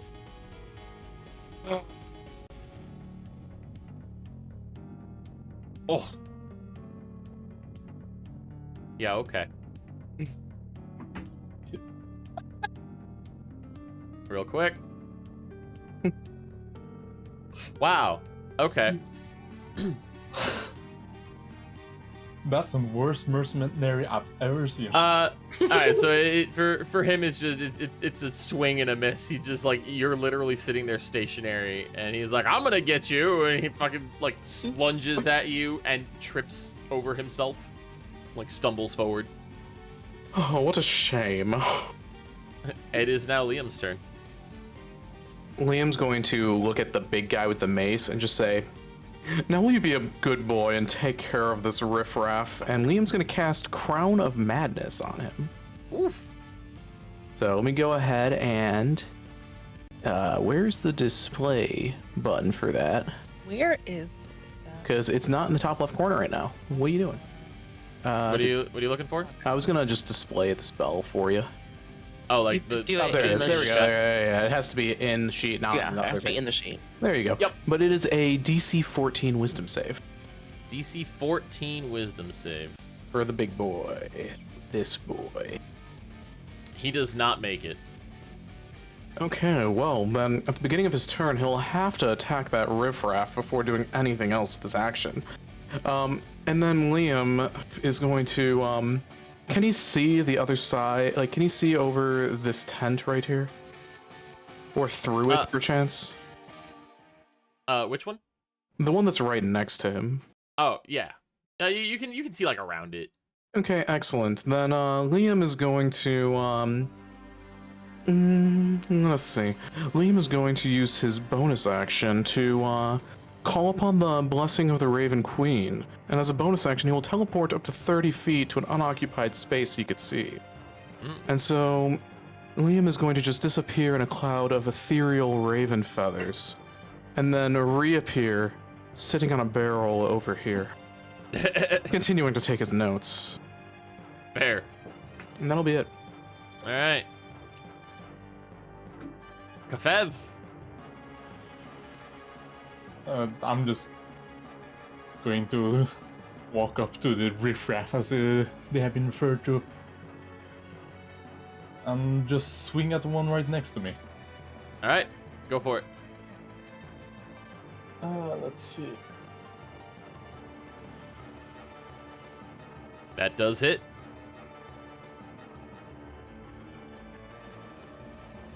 All right. Literally just kind of fucking stroll up to this random schmuck. Throw up your axe. You bring it down, and it basically just like carves a hole from his shoulder like into his ribs. He's not dead. But he wishes he mu- was. He wishes he was. Absolutely. Myrna. All right. Myrna is going to very, very bored like. Mostly because she doesn't really feel like being a part of this. She's gonna walk on up just a smidge to like. Yeah, she'll go like right there. Yeah, so she'll step up just a little bit so she can see kind of what's going on. And then she is going to cast Summon Beast.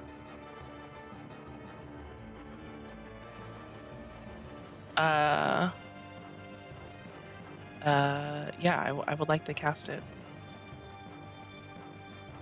Okay, and I'm going to summon a land beast. So you don't want to summon an ocean beast? I thought about it, and I'm just not into it. Yeah, not feeling. Okay, all right. Yeah, carry on. not feeling it. Not feeling it. So she is going to summon a. It has to be a small beast. Not tiny. That's terrible. I was gonna say a panther, but I don't think a panther is small. I think a panther is medium. Probably. I don't know what counts as small. Let's see. Should I have known this off the top of my head already? Sure. Raptor. Small monster. It's just any small. Just any beast that's native to land. Any beast that's native to land. That's small. Baboon, bloodhawk, eagle, Capybara. giant centipede. A blind dog. Cat. A blind dog? Specifically a blind one. Wow. A capybara. Let's Wombat. go with. Wow, all of these sound disgusting. A river Another turtle. Yeah. Old lady summons her grandchildren to deal with her problems. You know what? Because is a giant frog a small beast? Depends on how giant the frog is. Like, was its mom a giant or was its dad a giant? Is a giant toad a small beast? What is a giant toad? Giant fire beetle. Ah, that's The question is it giant Sure. compared to a toad Let's or do giant it. compared to us? Yeah, a giant frog is considered medium. Damn it! Yeah, a giant so let's- fire Okay, beetle. how big is a cane toad? Let's do. Yeah, it's fine. We're gonna do a giant rat. We're gonna do a giant rat, which I'm pretty sure is small. Oh shit! Oh rat. A giant rat is in fact small. Oh, it's a motherfucking On rat. page 191, I was fucking looking for Here, this I got goddamn you. page. I got you. Like I want you guys to know, I have my fucking book sitting right here. I'm trying to figure shit out. Anyway, Oh my, so a see, giant that's what's rat. taking so long. You're using an actual hard copy book. I have my book and I have websites, and I'm like There. trying to balance. Click this link. Did you send me a link? Oh, It's thank gonna- God. It's in chat. There you go. It is in fact a small beast with 7 HP. Great. Or 2d6. Are you doing roll or are you doing average? No. So it's gonna be a giant rat, but it's a bestial spirit, so it has the bestial spirit stats. Ah. Yeah. Mm. Yeah. So what I'm hearing is you didn't actually need a real monster. You could have literally made it anything because it's just going to be small and have the same stats. I could have made it anything, but I wanted to do this. All right, fair.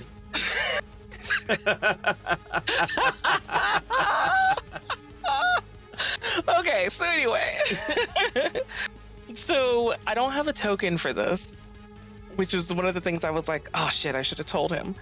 So I yeah, have- it's okay. I got it. I So have a- so you're summoning a rat. yeah, it's gonna be a giant rat.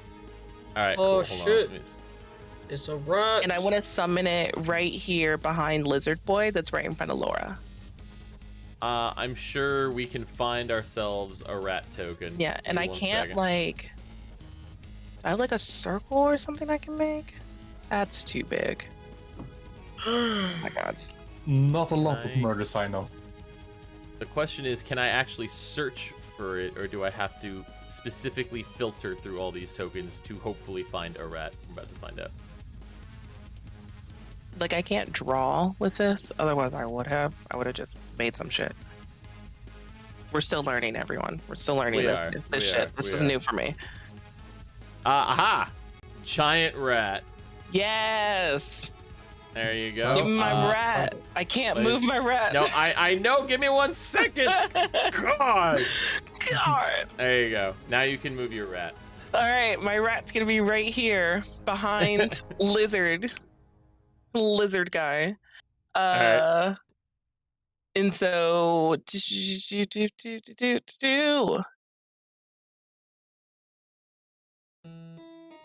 okay, and then for my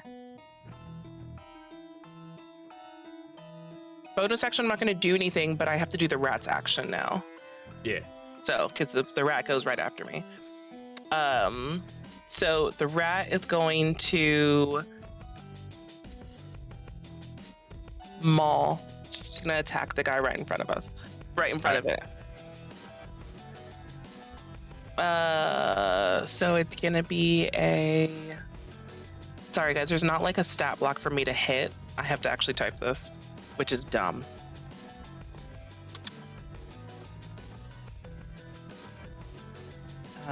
What's my spell modifier? You can also, if it's easier, click the little dice that are below the chat box for the roll, and then just like add whatever. If you don't want That's to type true. it all out. That's true. I'll do that next time. Okay, so 22 to hit. Jesus Christ! Yeah, that hits. The fuck? And then it's gonna be 1. Oh, and it's with advantage. Sorry. It's with Okay. advantage. Let's see if she crits. Let's see. Smile. No, I don't. All just right. so we know. That's fine. Okay. Yeah, that's fine. So it's 1d8. 3 plus 4. 7. 7 plus the spell's level piercing damage. So it's second level spell, so plus 2, so 9. So 9. All right, cool. And then right now I it can only have 1 attack, so we're good. All right, cool. Take a nice bite out of this dude's calf, and he's just like, ah! It is now this motherfucker's turn. He looks almost as Pride and Prejudice as Liam does, but not quite. Definitely like low class nobility. But he's currently looking at Iqua. And he's like, quite, yes. And he doth thrust with his rapier Into her yearning bosom. into his yearning bosom. Yeah, Immediately it's- put me into Stephen Colbert reading Shakespeare mode. Yes. But 14. So that's a Yeah, miss. no, that's a miss. Yeah. And he's just like, oh, as it is now Equa's turn.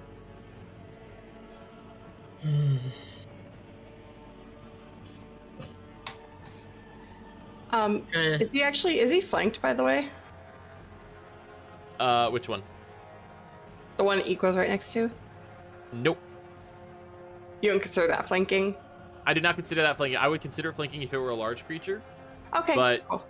if you draw a line between Equa and Laura, like it doesn't really move through the token. That's true. I was just curious.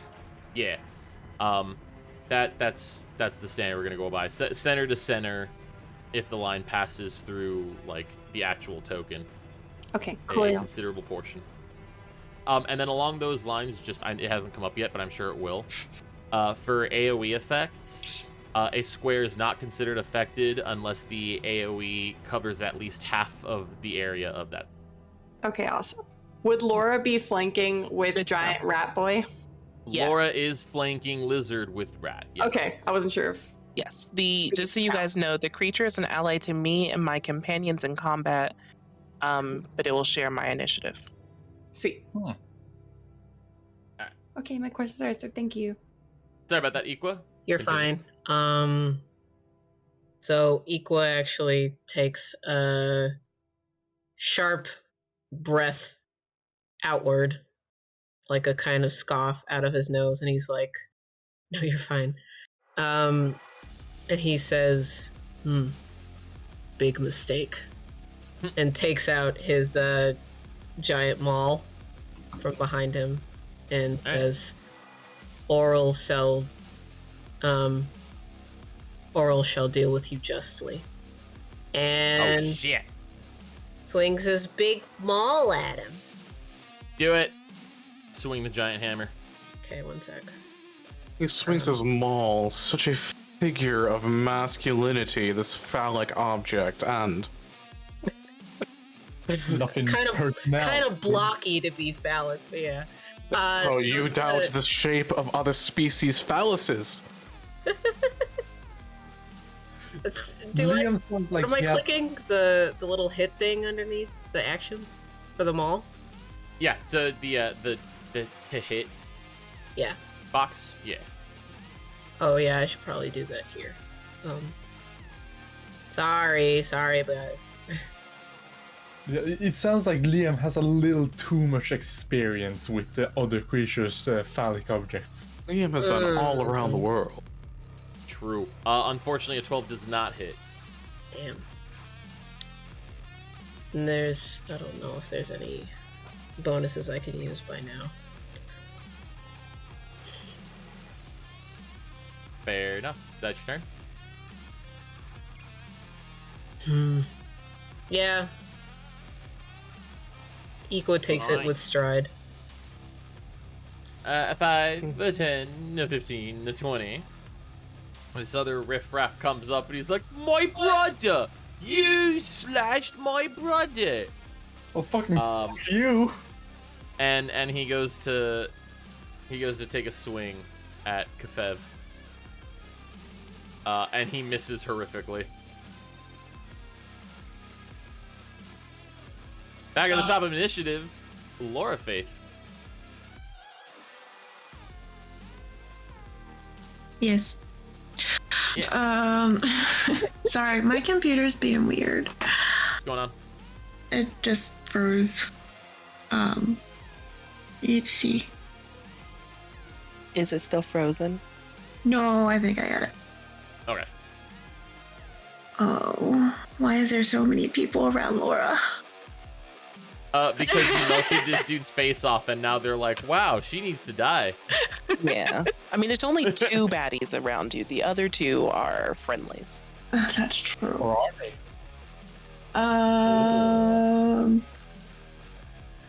So I can move first, though, right?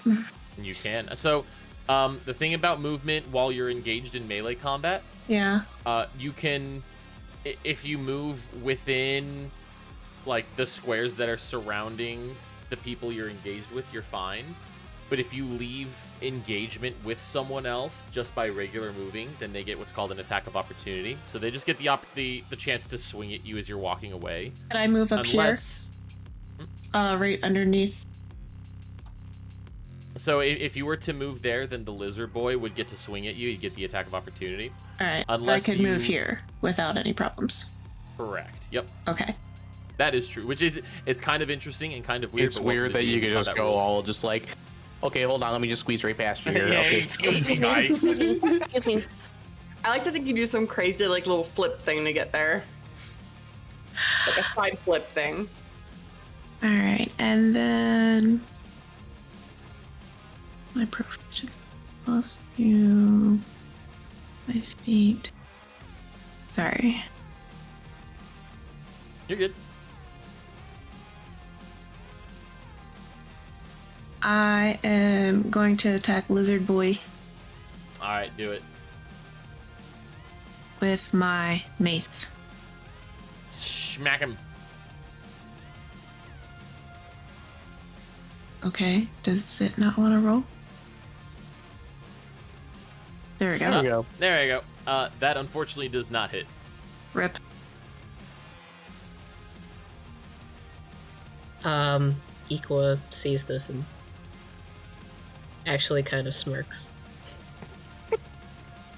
Laughs incredulously at this dragon who was unable to swing a measly stick. After she fucking Thanos someone before just a minute ago. About to say that. All right, it is Lizard Boy's turn. And he actually does exactly what Laura just did. He's just gonna like scoot. He's gonna step over the giant rat. Excuse me? You heard me, bitch. He's gonna step over the giant rat and he's gonna take a swing at Laura. Wow. With advantage, he still like immediately fucks that up. Cool. Yeah, he's very he kind of like he got his like calf taken, his calf got a chunk bitten out of it by the rat earlier. And he's like, ah! And he steps over the rat and he goes to like swing at Laura, but then he fucking like slips on a little pooling puddle of his own blood. And so now it's time for Crown of Thorns guy. Yeah, it is. And he needs to make an attack on the dude who's almost dead, right? His choice between the two, he just has to attack somebody he's in melee range with. Oh, okay, cool. Well, he's gonna go for the guy who's almost Actually, dead. or do I get to choose? Hold up. I feel like you got to choose, but I could have been wrong about that. To make a melee attack against a creature that I mentally choose, yes. That you mentally choose. All right. Well, I already verbally chose for him to hit that ruffian that came up and tried to hit me. Yes. So there you go. He's gonna do that. Does All right. he have advantage? I mean, he's charmed, right? That's a great question. He is actually threatened by a creature on the other side, so technically he's flanked. Yeah. I would. Oh, that is satisfying. I would say so.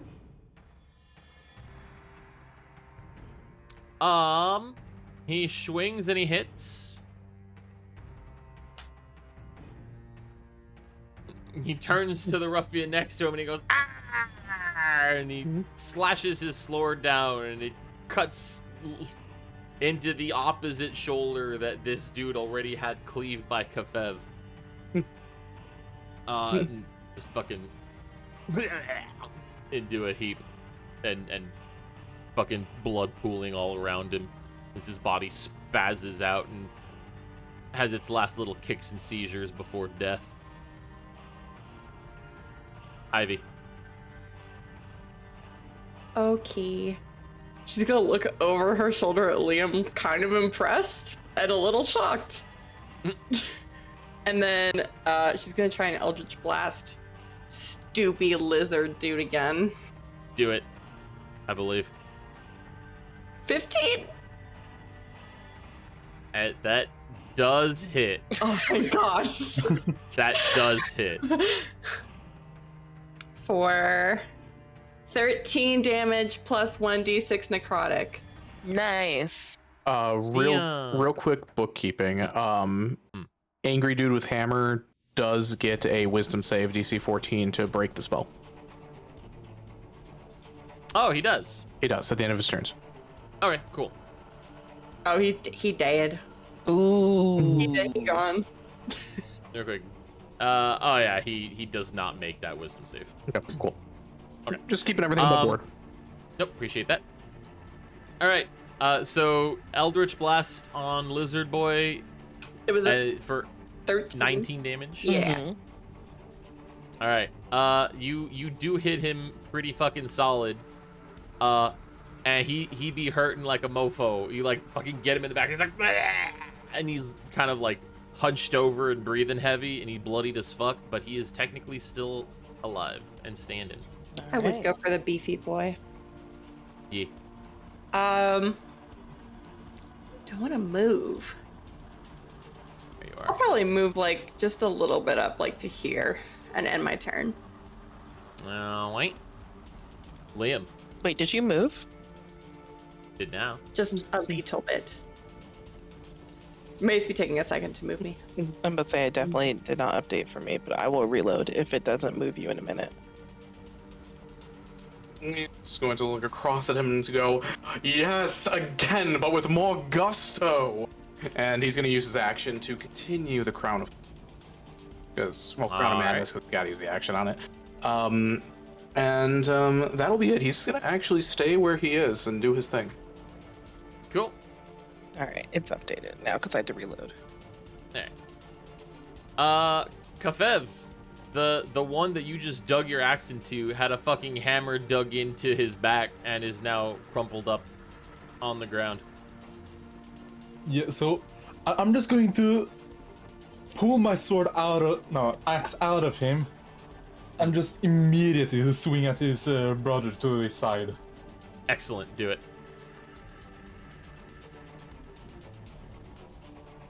18 does hit.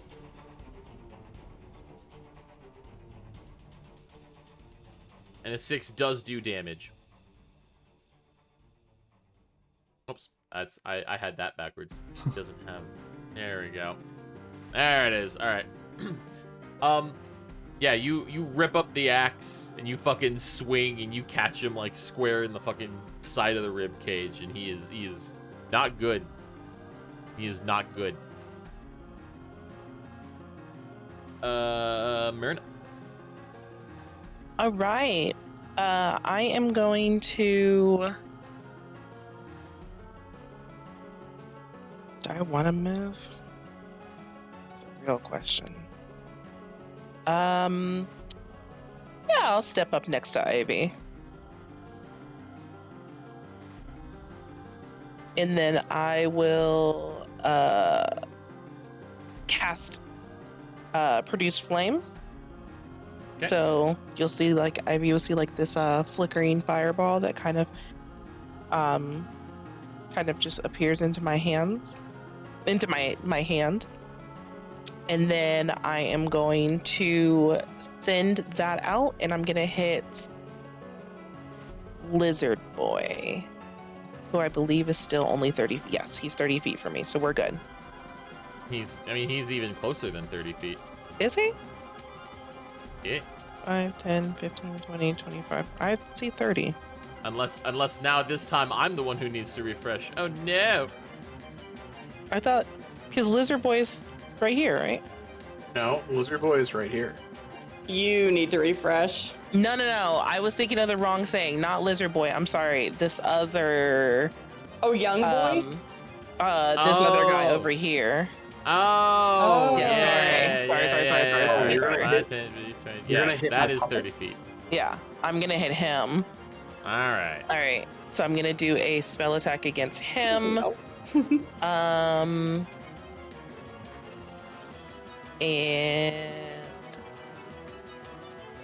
natural 20. God, Jesus Christ. Fucking Christ. Fucking would like to hit him. Did you plan for this to be like a balanced, it's fight? By the way, I low rolled it's just funny. my crit die, so It's actually really funny because I planned for this to be pretty fucking challenging. And then Shay opened up with murder. and then so like honestly it works out okay because it's really just gonna be a fucking easy breezy fight. So I mean I low rolled my crit die, so sad days. You did low roll the shit out of your crit die. I did. So you produce flame onto this particular asshole. Yep. And he does in fact light on fire and go. "Ah!" Yeah. So that's gonna be my my action, and for my bonus action, I am not gonna do anything, and I'm gonna have my giant rat attack Lizard Boy. All right. So my rat, I'm gonna print that fucking sheet, so I don't have to keep on doing that. Just so I don't have to keep on fucking whatever. Okay. So that is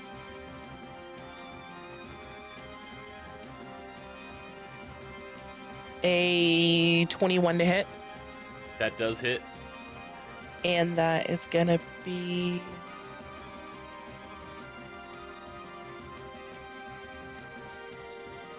bullshit. 2 plus 4 plus 6 plus. Yeah, 6 plus 2, so 8. 6 plus 2. 8. Hey, all right. Don't worry, you fucking got him. Yay! He died to a rat. Yeah. Your rat just like fucking finished ripping through his leg, and he just bleeds out on the ground. Nice. My rat looks pleased. Now he has no leg. Your rat is very I forgot my rat had happy. I forgot my rat had advantage. Well, it's fine. Fine. And then wait, why did your rat have advantage? pack tactics. Fuck pack tactics. Yeah. Yeah, I love you pack right, though. tactics so much. That's my favorite thing as a druid. Dude, of course it is. It's like, it's such a bullshit fucking It's so insane. It's so broken. Hey, Perky, how's And then it I'm going? gonna move my rat because he has 30 feet of movement. Gonna move him right here. So now he's in front of this fuckface. Excellent. And that's All right. gonna be my whole turn. Well, that fuckface just watched this rat fucking take down almost single-handedly a rather beefy-looking lizard dude. So he's gonna attack the rat. No. Okay. He thrusts his rapier at the rat. 7. Does not hit. All right, excellent.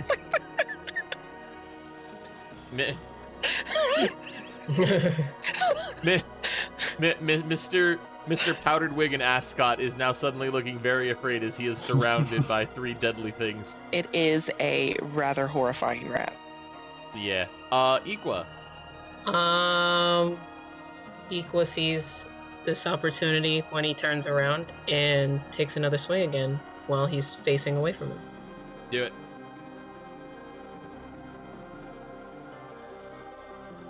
For the love of all that is holy, I hate this fucking rolls. Am I the only one that's just not gonna have good rolls tonight? No. It'll be fine. If you move one over, retcon, you get advantage.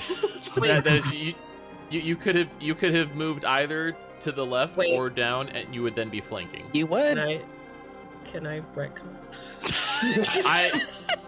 I will allow you. Not a full retcon, but I will allow you to pick one of those 2 tiles to move there and to take 1 more attack swing. Yay! Yeah. That's basically a retcon. As you get a day one time thing. That is a I am a benevolent god moment. Benevolent.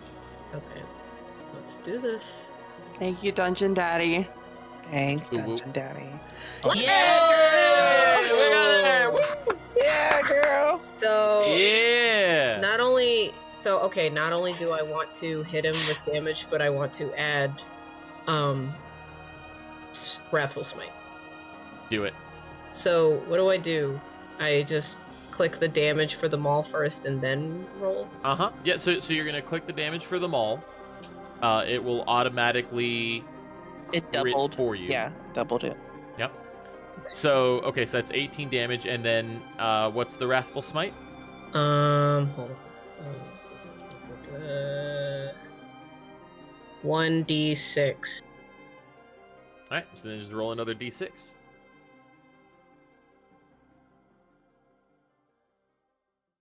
Alrighty then. And we already talked about the cold damage. You did, yeah. So that is 21 damage. Yes. Sorry. 1 second, chat. There we go. Shay coming over here to let me help her out with snacks. Snacks. All right. But how's the wine? I'm jealous she opened up a whole nother bottle. Damn. Honestly, the wine is really good. It's just a regular ass Moscato, but it's tasty. Ooh. All right, so you take your hammer, you fucking haul it up over your shoulder, and you swing with such ferocity that you knock his head completely the fuck off. But instead of blood spurting everywhere, his neck has just been like frozen over. It's just like a sheet of ice that has formed. His blood and everything has frozen at his neck as he just falls over to the ground. It's very clean. Very, very clean. Very. All right. The this other dude whose brother just died. He's like, what? But since the one who killed his brother was the guy who was quote unquote on his team, he's gonna swing it at his ass with a short sword. And he's gonna fucking miss. Dear God, I think I've rolled 5 3s to hit this combat. Like 5, just 3, like 3 on the die. 5 times. It's the DM rolled curse. So we got 3 nat 20s. I've got 3 nat 3s. 5 nat 3s. Yep, exactly. It's balanced. All right. Laura Faith, you back at your desk yet? I am. Excellent. It's your turn. All right. So these assholes around me are dead. We only have this guy. These 2 guys over here, right? Mm-hmm. Yep. Those 2 over on the left. All right. If I move diagonally, you said the first is 5. Uh-huh. And then the next one is 10. And the second one counts as 10 feet. Yep. And then... If you continue diagonal. No, I'm going to go this way now. Yeah, so if you're going straight, then it's just 5 again. Okay. So I can come all the way to here. It's my 30 feet. 5, 10, 15, 20, 20. Not quite. So, Not quite. So the way the Here? diagonals work, yeah, there you go. So Okay. you could do that. You could end up like in the barrels and shit. Now you are going to be kind of mixed in with barrels. That's okay. But yeah. So the diagonals, like it's even if you're not taking them adjacent to each other, the first diagonal in a turn is 5 feet, and then the second diagonal in the turn is 10 feet. That makes sense. Mm-hmm. Cool. Dead it? Hold on. Can I I want to make sure.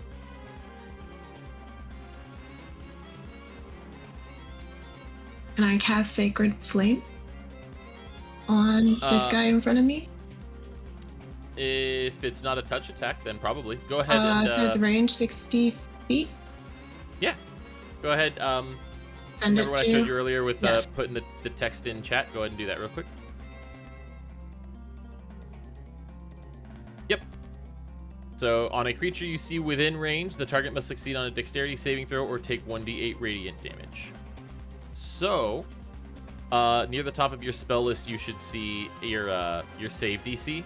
What's that?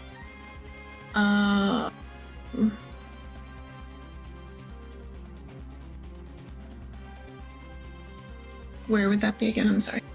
Above all of your spells, Above all in of that my little box, Oh, okay. there should be something that says 12 like save DC. Yep. Alrighty. So Dex saving throw, DC 12. He does succeed. So it sounds like from wording, it sounds like he doesn't take any damage. It's not a half damage thing. Okay. So you cast and he like fucking dives out of the way. He's like, oh no! Is it? Oh, it is in the spell text. You're absolutely right. Holy shit! I was looking for it up there and I didn't see it. Thank you. Appreciate that. All right. Anything else? No. Okay. Fucking Crown of Thorn guy is still Crown of Thorns. Did. Oh yes, and he's putting on quite the show. He is. Do you get to select another creature? Oh, if I don't, well, it's okay. So the phrasing is I can mentally select at the beginning of his turn. So yes, but if not, then he must still attack the nearest creature that he can before doing anything else. So it's the same thing here. Okay, cool. He's gonna take a swing at the brother now after murdering his brother. He misses. He misses horrifically. And then Wisdom save DC 14. At the end of the turn, he fucking... Oh. He is free from your curse. Shame. For shame. Ivy. Oh, hello. I realize everyone on the one side is already dead, and I'm like, Yeah. Does this kid that's over here, kind of close to Laura, I can't ping because I'm not double clicking because I'm a fool. There you go. Yeah, he looking a little scared. Scared? Not necessarily. He's looking hurt. He's looking angry. I'm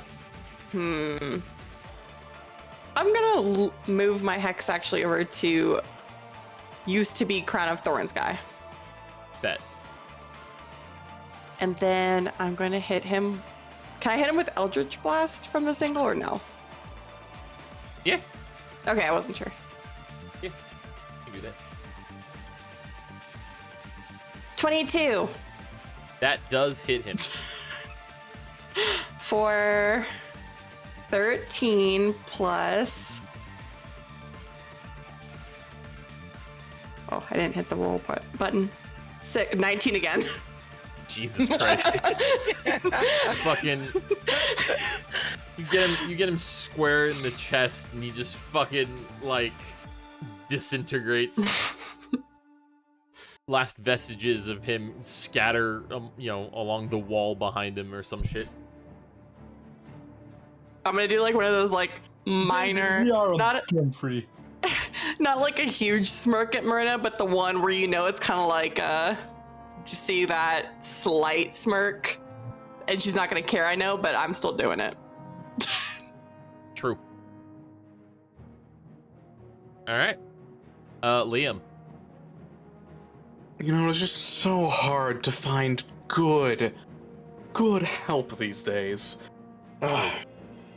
Liam is not going to actually participate this turn. He is just going to sow disdain on how poor this acting was, that his only job was to end a family's lifeline, and he couldn't even finish them off. That's it. Lol.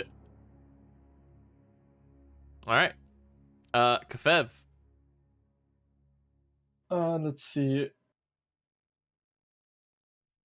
I'm gonna use Inflict Wound on the last guy. All right, go for it. Oh my god. Oh. Well, I'm sad to say that you try to reach out and touch Faith. I mean, this guy, and you miss. Anything else, or is that gonna be it? Can I use my bonus action to try and hit him with my axe instead then? You cannot, no. Yeah. Unless you have something specifically that says you can like use a bonus action to attack with your weapon. No. Yeah, no, then I don't really have anything else. Okay. Yeah, anything that you can do as a bonus action will be specifically called out in the text as a bonus action. So just keep an eye on those. On your character sheet, it'll say BA. That doesn't mean badass, but sometimes it is.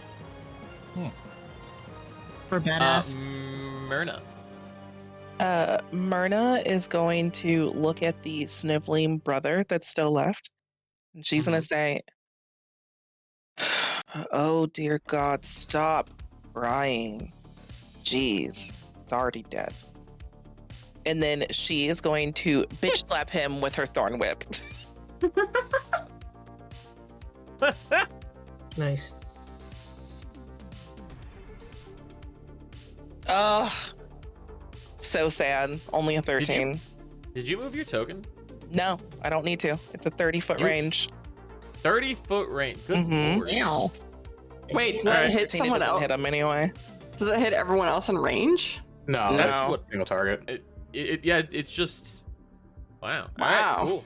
I mean, you hit. Oh, I did hit him? Yeah, no, Yeah, they you probably hit. have like. Oh, okay. I thought I didn't. So 4 piercing damage. All right. Yeah. You whip your vine back and forth. You whip your vine back and you. God. You got the kill! It wasn't Conmac! The curse has been broken! I didn't attack with this character. The curse is broken. and this motherfucker keels over dead. All right, I'll call my rat back to me, and he will scamper back over to me, and then he'll crawl up on my shoulder. Wow. Okay. Because I have him for the next hour, so I'm not gonna get rid of him. He's just gonna stick around. Valid. Free food. All right. At this point, the yellows are still standing. The reds have all been eradicated entirely. There are many pools of blood, feces, and other necrotic juices that are spilled out over the cobblestones. You guys look around, and the other two groups that were fighting each other, the blues won technically, but the last guy standing is very mortally wounded, and he's just like sitting on the edge of the fountain, and then like falls over backwards and bleeds out into the water. I'm not gonna lie, this was kind of insulting. I would have to agree. If I'm gonna be drug all the way out here, at least make it interesting. Can you like flame thing our teas again? Valid. I can.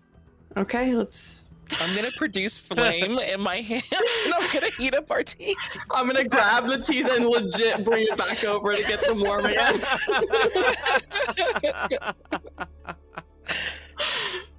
Oh, I'm sorry. Did somebody mention tea? At this Are you point, a fan? Liam's going to gracefully leap from his barrelly abode, and he's. Is there any other tea nearby, or just those 2 glasses? Well, I did bring it from close to in town, but I'm sure there's something we can do. Oh no, you needn't bother. Where are my manners? It has been a rough day. Honestly, it would have been so much more interesting if I had taken the brother and had him slay his own flesh and blood. Much less interesting to Oh. have the friend. Oh, Please droll continuously. Get to the point. Think any of Liam's the gonna- brothers are gonna be able to kill each other? One of them was half dead from the get-go, the other couldn't hit the thing. Yeah. Ah. Well, I simply came here for the entertainment. I had no invitation, as it were. It just seemed like the place to be. Were your notes helpful? Oh, this? No, it's going to end up being a waste, honestly. It could have been so much more than it was, but there was no drama, no excitement. That's not worth any of my time.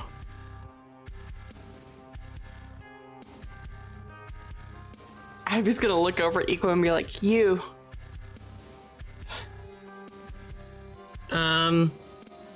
Is it time to describe my character then, I guess? Yeah, if you would like, absolutely. Well, Equa walks over. Oh, Laura, look at Us. chat. Laura, chat. Equa kind of walks over with like big steps because he's a big guy. A good 6'11". While walking, he actually stomps on the guy's head that he killed, and it breaks into a thing of ice. Oh shit! And comes over to the two ladies and towers over them and is looking at them silently. My size, I would know. And she's looking with these like neon green eyes, like Laura, very you having green. trouble rolling your check? My computer, I don't know what's going on with it. It How long didn't has it stay been since good. you last restarted it? It's probably been a while.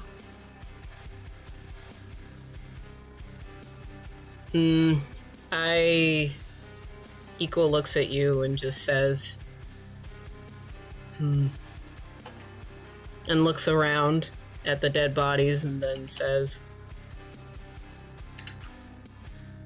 Oral has spared your lives. I do not wish to fight with you. And I hold out my hand for a handshake.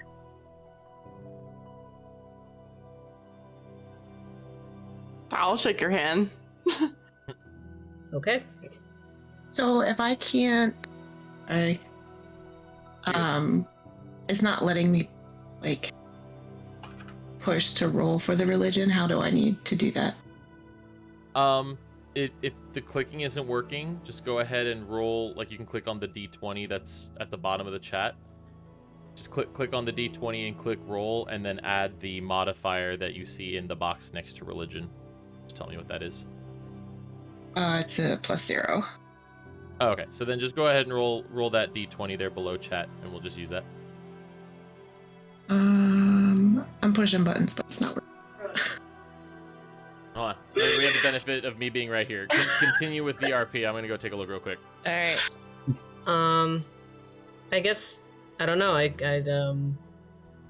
after I give my handshake, I take off my hood and I reveal like my icy white hair, kind of like in the short dreads, and probably the most prominent feature is just my really cold, icy but glowing eyes. But that's really the thing that stands out. But I just kind of stand there silently and take a step back and just look at the fountain. So, do any of us really know why we're here? Not really, as far as I know. Oh, I was just here in order to actually see the event. Wait, hold on. Were you actually on the RSVP list? I am the RSVP list, honey. Oh, do behave. I did get a summon to come here. And I'm still wondering why. Yes, who are you? I haven't really seen you before. The name is Kafev Snowdane, rightful ruler of Utgard. I'm sure. I'm looking at Murder and be like, do you remember where that is?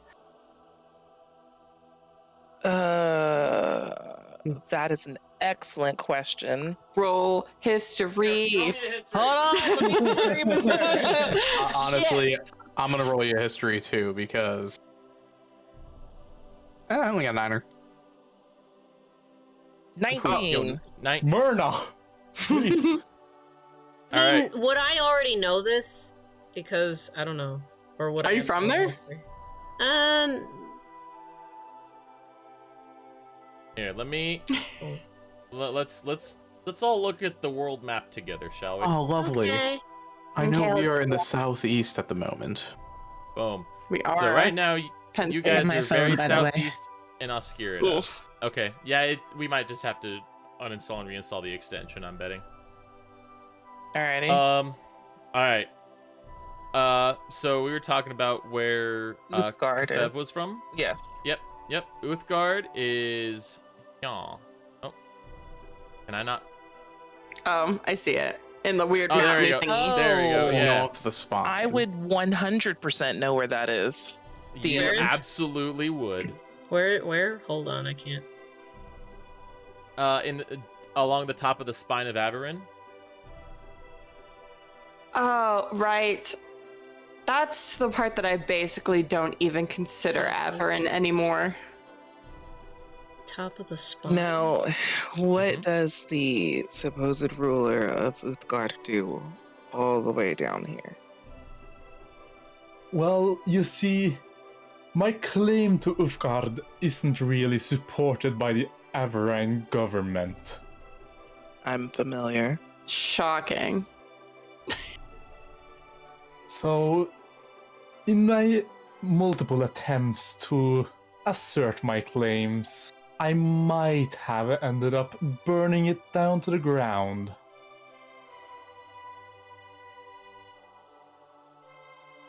Why do I have a feeling this is So- more based off stupidity than tragedy?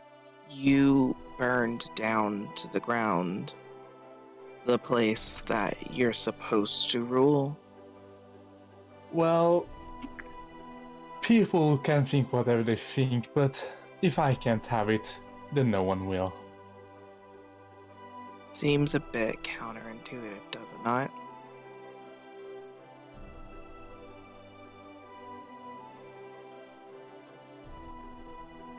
So, Well, what's your plan? Why are you here?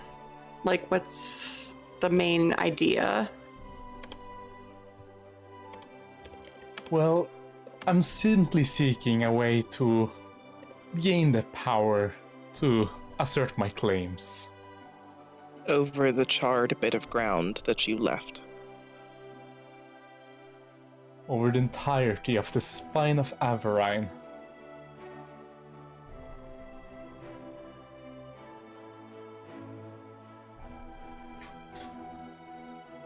I'll flick my eyes over to the dude that walks up. Yeah, me too. I'm really. And who are you? Equa. Oh, Hey guys. My name's Colgrim Kane.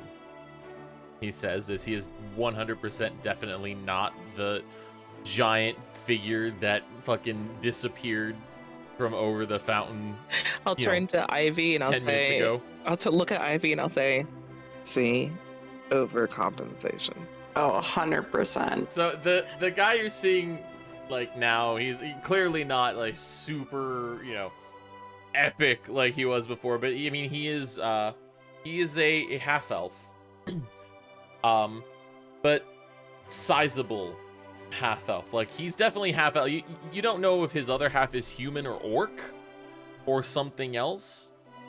But he's big, he's burly for, you know, having pointed ears. I'm gonna look directly at him and be like, so it was obvious you were choosing us from the beginning based on this matchup? Oh, yeah. Why did you insult us like this? He holds up his hand. He says, please, I meant no offense, and I meant no insult. Well, you did both. The Brotherhood has a flair for the dramatic. I myself, I'm not so much a fan. I prefer to be more subtle, but You could have fooled me. considering they were, he says, please keep in mind, I'm not a member of the Dark Brotherhood. I use their resources to obtain what it is that I need. But we are not affiliated in any way. They were simply sponsors for me. Says, everyone knew this was happening. But then he points around to the group. He says, only you six were meant to be here. It is not only the will of the gods that you are here. I roll my eyes when he says that. I fold the my will. arms. It is the will of all time and space. When you say gods, do you actually mean gods? Because you said Shar. Again, the Brotherhood, very much about their theatrics, founded in the beliefs of Shar. Not my cup of tea. I understand and I respect. But I'm a little bit more forward-thinking, right? Sure, there's conflict between all of the gods, but come on now.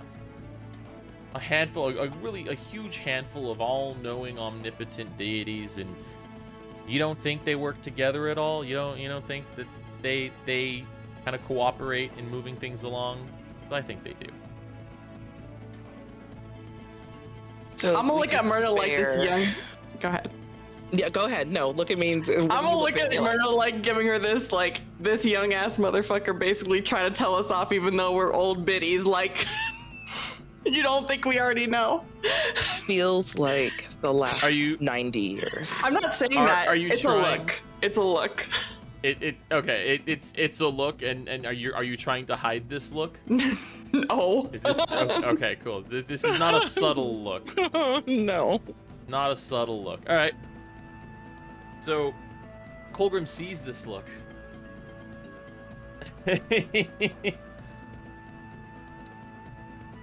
Miss Serpico, how old do you think I am?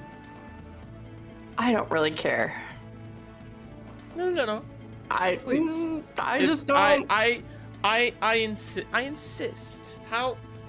What kind of status or stature do you think I have? I'm gonna guess. Or maybe don't have. 400 years old. Honestly, that's pretty close. Yeah, I'm not that's pretty close. stupid. And neither am I. Listen, clearly you all think you have better things to do with your time, and That would that be may or correct. may not be true. Here's what's happening. The Kingdom of Duraxis has no idea that I've done this. The Brotherhood barely has any idea that I've done this. But I have spread word throughout the Western Kingdoms that the Duraxian army is going to be invading Isarum. Much like I attempted to 10 years ago, cross what is now known as the Fool's Threshold into Nalmor. I thought too highly of my abilities. I thought too highly of the abilities of those who were with me. I admit my faults. I own up, and I've learned from my mistakes. But what's happening now is something far darker. Because you see, while we may not be invading Nalmor, there is a very large growing threat from the Feywild. Kind of looks around at everyone. The Sealy Court is amassing an army to take over the material plane. Of course, there. And, well, I don't know how much time you all have spent in Isarum, but it tends to be a favorite playground for those of the Fae. They're right at home, so clearly there will be no resistance there. I need help. I need help in curbing the threat of the Feywild. I like the material plane. I enjoy it for what it is. Sure, it's not perfect, but it's where we all live. And if they have their way, we will all be dead, and there will be naught but thousands of Fey creatures running around in our place. I mean, Now, Mr. Kane, what other benefits are there for us to help you in this? Well, the benefits vary between each one of you individually. For you, Mr. Snowdane, you can hardly rule anything if it's been overwhelmed by the Sealy Court, can you? You will likely be dead, and even if you're not, you will be hunted down ad infinitum. And other high-ranking members of the Sealy Court will be placed in nobility, and they're not going to be overthrown. Myrna, I'll just say that. Glance at him. Let me just say that, as much as people suck now, as awful as the world is, if you've never been to the Feywild before, I highly recommend not taking a trip anytime soon, because there is more drama amongst the Fey than there has ever been on the material plane, or any other plane of existence for that matter, and it is just never ending. It is a lot of nightmare, it's a lot of hassle, it's a lot of headache. Sounds much like the stunt you just pulled with us. He nods. Yes. Yes. Imagine your entire life consumed and surrounded by exactly what I just did.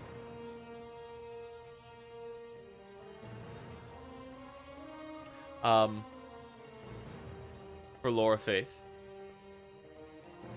follower of Shar herself, the Fae have their own deities, and let it be known that the one that you worship, and Auril included, are not beneficial to the plans of the Sealy Court.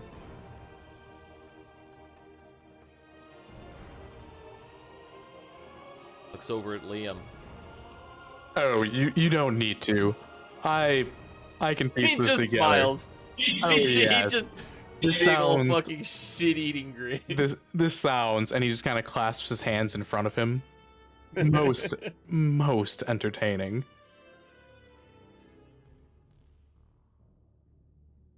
Oh yes, but also, we must get together later, and I must know who fits your clothes. The fabric is exquisite. He kind of leans in close and he says, "I got those in the free cities. Those frost giants." Oh, really? Which of the free cities was it? My cloak came from Andmere, actually. Admir, yes, you see that would make sense. I hear they are very fine with their linens, though. Admittedly, Are you it's two been to maybe continue? it's Are probably you 120 years to since I've been there. continue this discussion on your clothing? Milady, there is no time but the present for fashion. There is no time in my life to listen to you droll about fashion. Just because you live a short life doesn't mean the rest of us do. Anyways, but yes, I consider my interest piqued. Equa steps up and gets a little bit closer to Colgrim and says, "When do we get to crush them?" In due time. In due time. Trust me. As things stand right now, The world, let alone just us, are not ready to take on the entire Sealy Court on our own. It'll take some planning. This will take some preparation. I'm confident, though, that we will all be up to the task. Glances over at Ivy. Miss Serpico? Yes. When were you last in Hesperia? Why do you ask? To curiosity. How long has it been? So my reward is blackmail. What? No, not at all. I'm merely wondering how long you have been dead to the world. Many years. Part of that wonder is how much you would like to come back to life, for lack of better vernacular. I don't need to come back to life. I know my days are numbered. That may be so.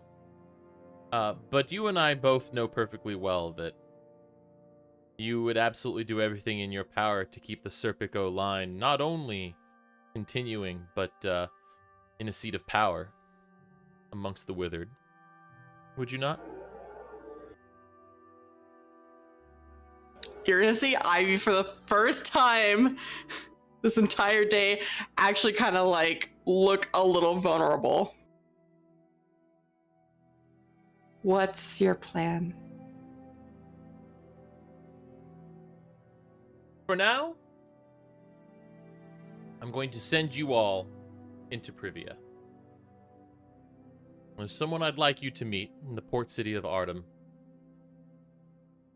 The Avarinians, the Asari, they are gathering their forces in Nalmor, expecting an attack within weeks. We won't be there. Instead,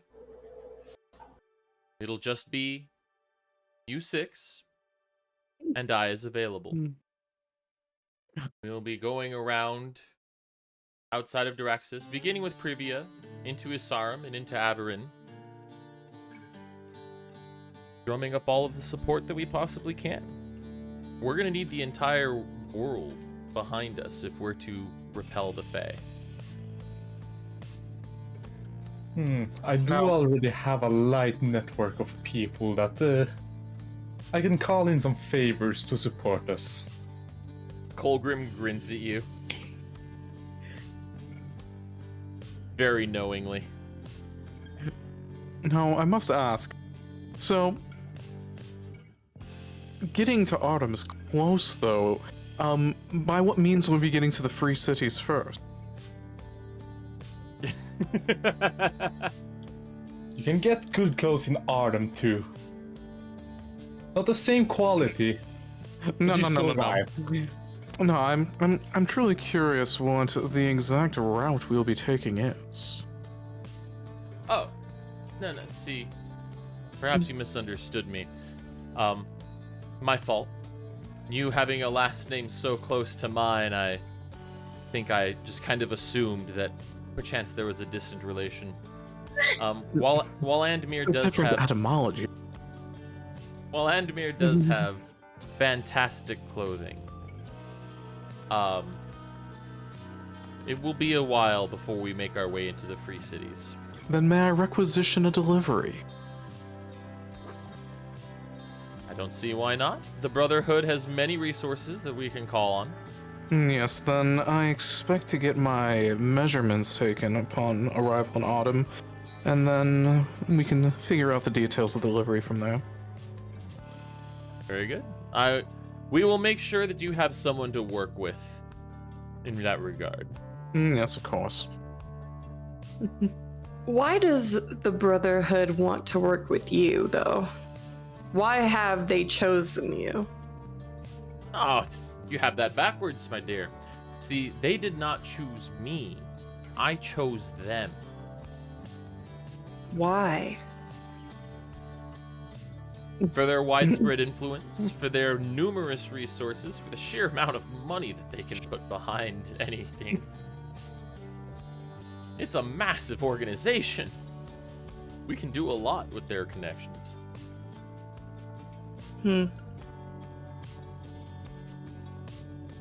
Well, I at least wish you good luck with that. Well, thank you. And I wish you all luck in the adventures to come. You can be sure that it will not be easy. For just as you all are the epitome of talent and power and influence on this side of the world, I'm sure you will meet your equals on the other side. Lord only knows what they're going to be up to.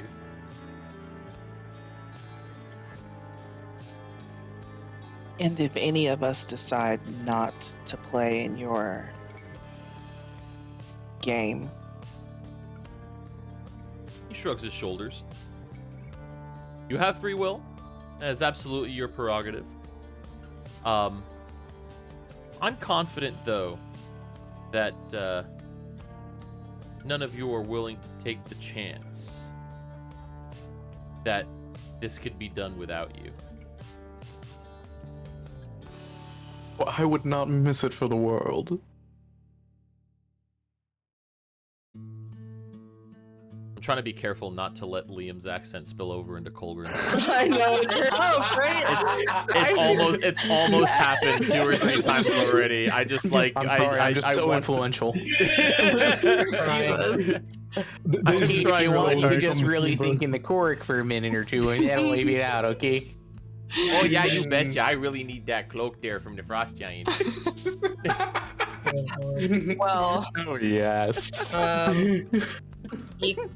I guess Iqua holds out his hand and says, may Oral spare you in your times of cold. Is he saying that to, like, everyone? To Colgrim, specifically. Colgrim kind of, takes a fist and clasps it over his heart. Does like a little slight bow. Says, and to you, Master Malik, may you find solace amongst the ice, where not anyone does. I nod and I step back. are you going to give us any supplies? Oh, absolutely. Please, no. Don't think that ill of me. It says, you will all rest here. Free lodging, free food, free beer. He looks at Laura Faith. Says, someone in your party can already show you around and inform you of what goes where. Says, and I have also already handled the logistics amongst the Brotherhood. So, Miss Lamboldenish, you are free to travel with everyone else without any fear of repercussions from the Brotherhood. Until we're done. But what they decide to do with you afterwards, I don't really have control over. I'm sorry.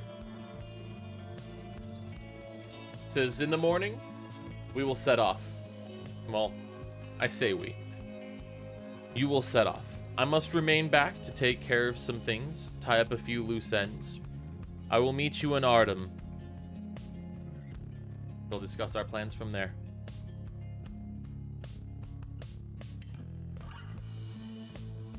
Sound like a good plan? Questions? Comments? Maybe some concerns from anyone? Will we be taking a direct route to Silstead and Arden, or will we do a quick visit through Fester? Because I have someone there I need to talk to. Well, the terrain does not allow for easy travel directly from Muskira to Zilstead, so we will need to follow the main roads. Fester will be the first stop, yes.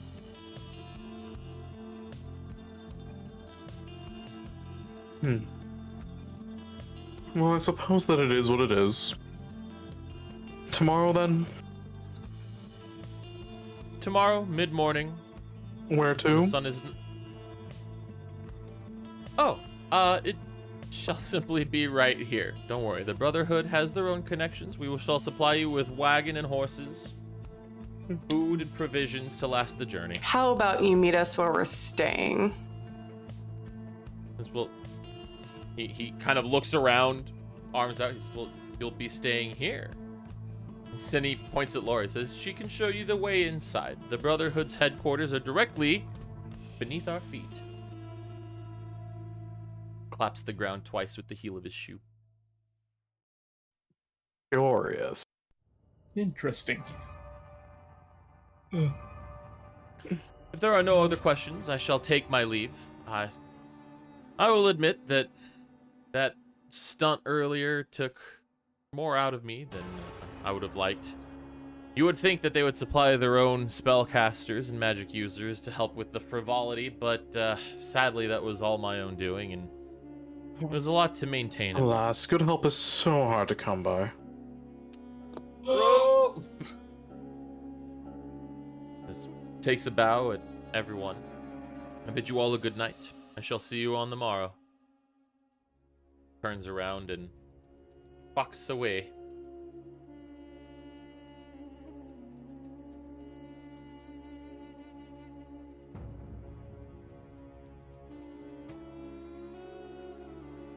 Laura turns to everyone. Look like Svim. And says, shall we? Lead the way. I hope that it is much more comfortable than the inns I've been staying out here. Myrna will shrug. Yep, Ivy's not gonna say anything. She's just gonna follow. Yeah, same. Laura, you take him around the back of the fountain where you first came out. Got the secret little knockdy-knocks on, you know, twist this loose stone, push this one in, left, right, BA start.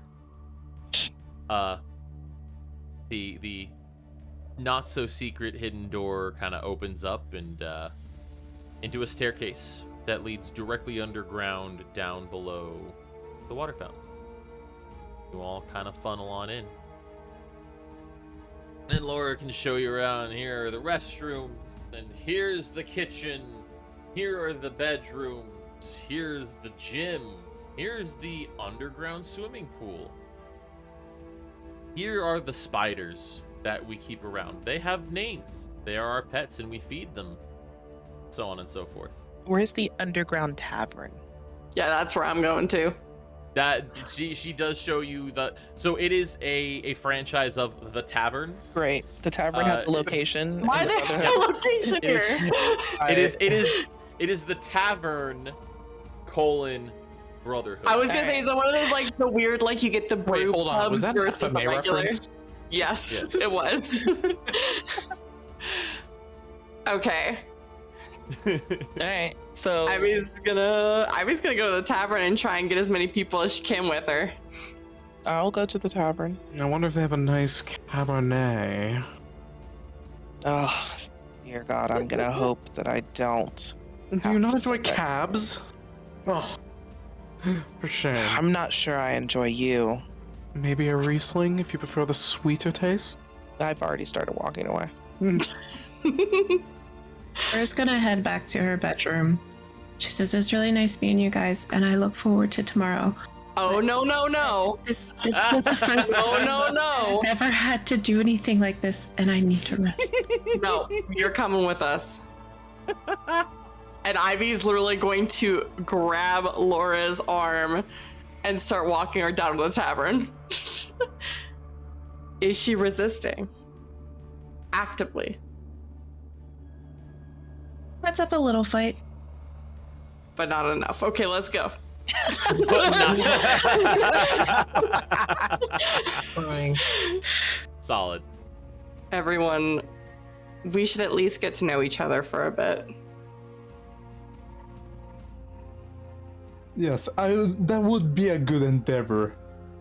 At least I know that the Miss Tortoise there, she is not quite approachable.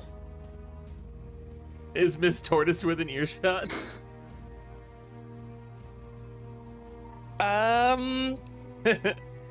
It depends. I mean, I walked away from fucking, what is Comac's character's name? Liam. I walked away from Liam, so if this is still near Liam, like if I'm still in earshot of Liam, then yeah, sure, I heard it. And of course, in no way do I mean offense, she just didn't quite seem like she likes people. You walked up behind me and then asked about a private correspondence. And what part was I supposed to share with you? It seemed like we had something in common. I do not fault you for being cautious. I'm just speaking from my experience.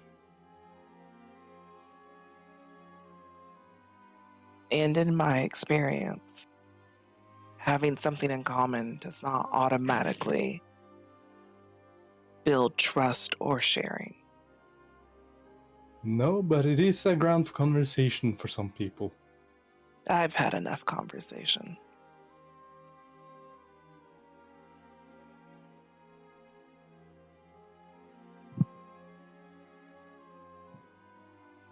And I'll sit down. Find some tea. I'd like a hot toddy. If I could make that happen. Hot toddy, definitely a thing. Great. If I could get that, that'd be amazing. Yep. Fucking whiskey, some strong black tea, few drops of lemon juice, teaspoon of honey. You're in. Mm-hmm. Sounds perfect. Liam does manage to secure himself a bottle of maybe not the best Cabernet you've ever had, but definitely top 10, and it's free. Oh, well then. Liam is going to go ahead and summon himself an unseen servant to pour him his glass and to serve it to him as he works through some of the details of the days to come. Solid. Yes, I actually literally picked up Unseen Servant on him just for bullshit like this. I approve. Your hands do so little work, you don't even pour a beverage. Why would I waste my time? That is beneath me. That's what we have servants for. Besides, you do not know the effort it takes to summon one of those. Something tells me he was born with that book in his hand, and he has never laid it down to do anything else. This one, no. By all means not. This is the 14th notebook I've used this year. Oh heavens, I'm sorry. I never truly introduced myself. I am Liam Kane. You may know me from my plays that I've previously written. Have you ever been... Everyone who is at the bar, which I think is everyone, roll me a history check.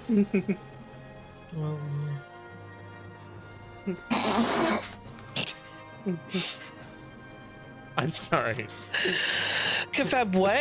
No, that's kind of brilliant, though. A natural 1 -1. That's beautiful. Damn. I can't even. I don't even know what you are. I mean, I didn't roll much better. No, being bad is way better than mine. Who are Ivy. we missing? Ivy.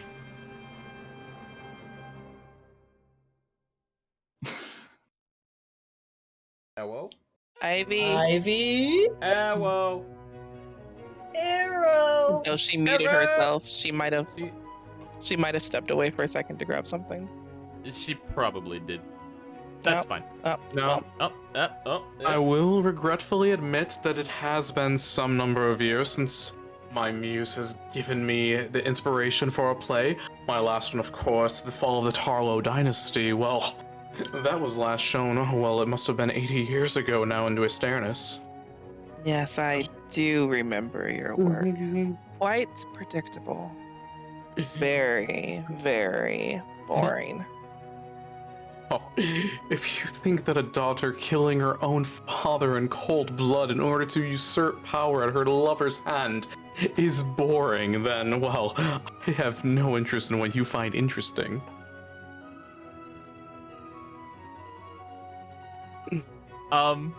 Laura, you also have, like, heard of Liam Kane?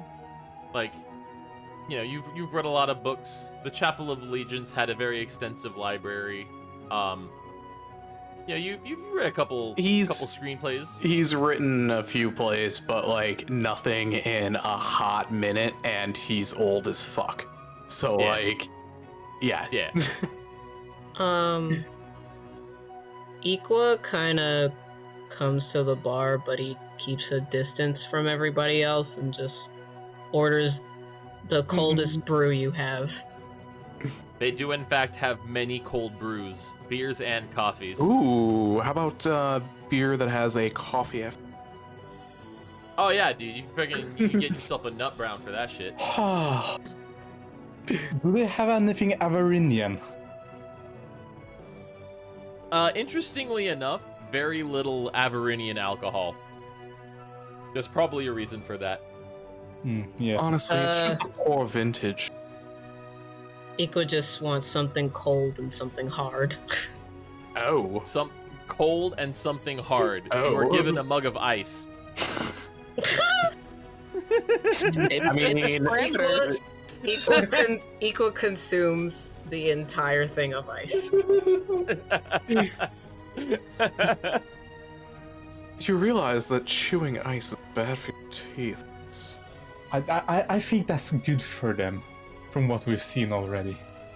I stare into Liam's eyes, and Equa says, Equa did not chew the ice. Oh. And Equa just looks back at his glass. Liam just looks at it. Liam is clearly now intrigued. Well, pray tell. Did you swallow them whole?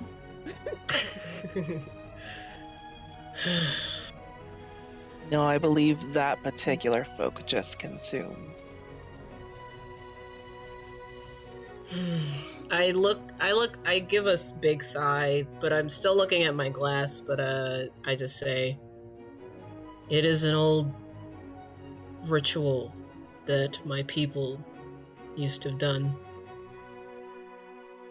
where we would swallow ice whole. That is a strange ritual if I've ever heard one. There are many things that people do not understand in the name of oral. I'm sorry, in the name of oral? Yes. My I'm a goddess. bar maiden who did a lot in the name of oral. You know, I have heard that much has been done in the name of oral in the past, but I never would have assumed that swallowing ice was among them.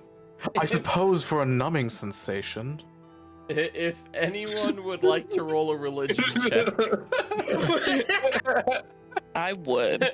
to differentiate between oral and aural, Natural 20. could you fucking stop? Could you fucking Ban not, Myrna dude? from rolling history or anything like that? Yeah, sure, I'll get it right on it. If you could spell out this god's name, like if I could get it. Thank you.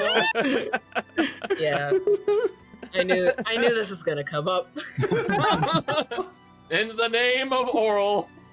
Do I know anything about oral? All Well, right. I believe that so, oral is involved with the ocean of semen and the dragon's dick, but Dear fucking lord. Okay. it's a tale as old as time.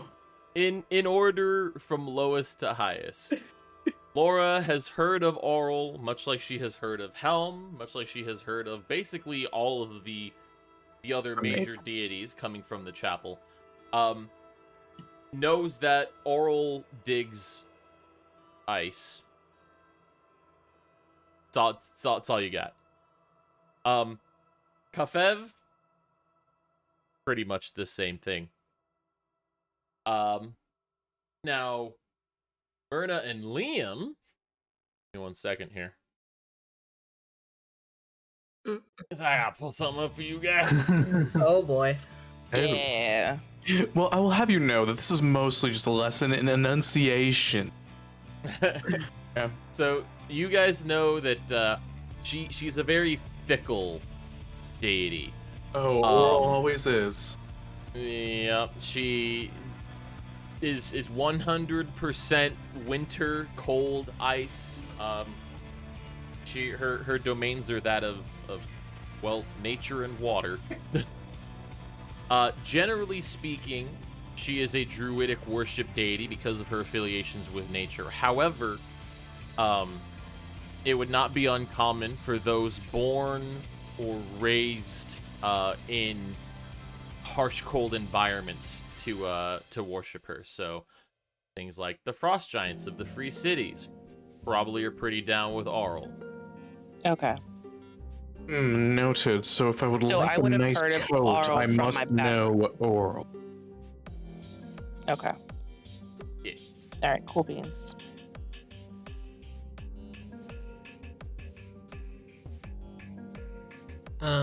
Yeah. But yeah, for the most part, Equa's trying not to speak too much to the others and just concentrates on his cup of ice. Fair enough. What about our local friend with the deadly touch? We haven't talked much to her, have we? I mean, Laura's there, right? Yes. You got dragged in by Ivy. Ivy? Yes, I'm addressing her right now. Yeah.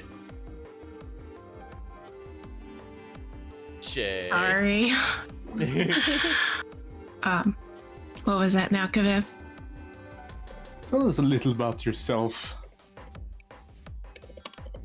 Well, so I've been here at headquarters. I was chosen by Shar for my deity by the Chapel of Allegiance. I'm really just trying to find my way. And you all would have heard of the Chapel of Allegiance. It is effectively a giant monastery that got so big that a city was built around it, and it is the #1 predominant source of clerics of all deities. Like it is true neutral ground. People go there to train to be a cleric and are effectively from there picked by various gods and goddesses to represent them.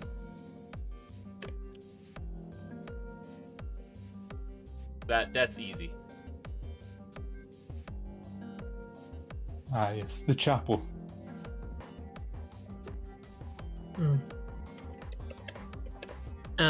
Yeah. Oral, I mean, Equa just does a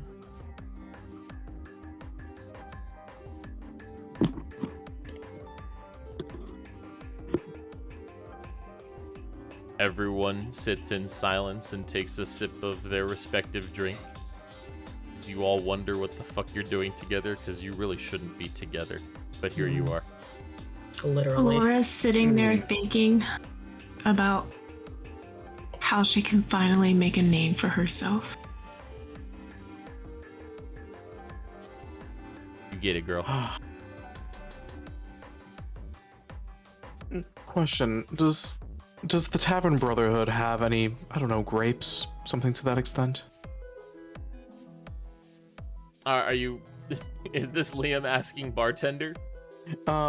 Sure. Or is this you asking? No. So I use the Conmac voice when I'm asking questions. Okay, yeah. Yeah. I wanted to make sure that didn't like leave. All Yeah, right. no, these things happen, of course. But would there perchance be any grapes or some other fruit of that nature? Bartender is of course doing his standard mug polishing. Just it's that quiet one night. mug is just super shiny at this point. It is fucking glistening, dude. You could see yourself in it. Yeah. And it's made of wood. That's impressive. He kind of goes, well, yeah. I mean, we got grapes. Yeah. Stops and he thinks, unless we turn them all into wine. Let me go check for you. That would be fantastic. Thank you. Goes to the, actually, here, hold on. Let me not be remiss. Oh, yes, the ambiance. Yes. Man, it is, honestly, and it is beautiful how they're able to recreate the same layout, independent of location, where they established one of these institutions.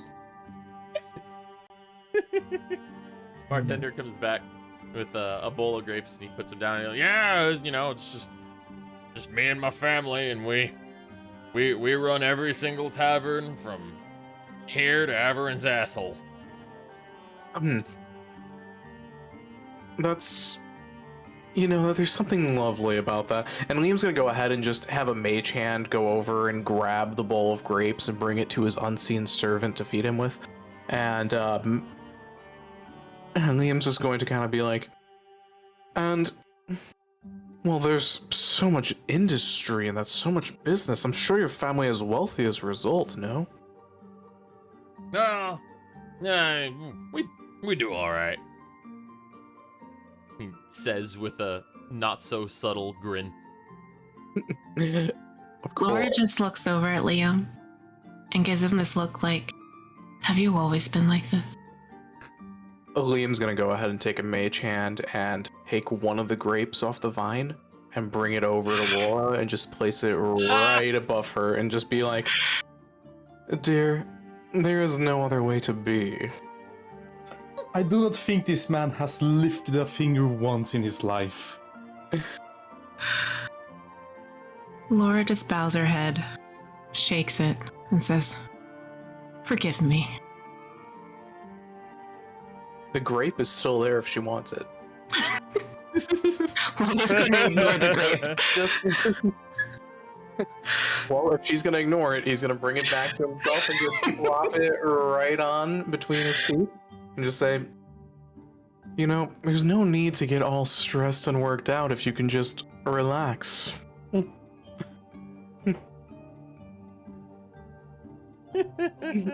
Thank you, Tally. Yep. All right. So Portal is actively falling asleep at the bar. Total could not care less about this conversation. Barkeep. Yeah. Have you any strawberries, perchance? Oh my god. No, strawberries, Oh, they would be out of season, would they not? yeah, especially down here in Duraxis. Yeah. You might be able to find some, It's up okay. north of Privia, but it's too far away for him to get it now. Thank you. Grunts in acknowledgement. Liam goes back to just reclining at this point. He's just full-on hedonism bot. Would you like massage with that, good sir? Honestly, I'd like you to keep your hands anywhere but near me.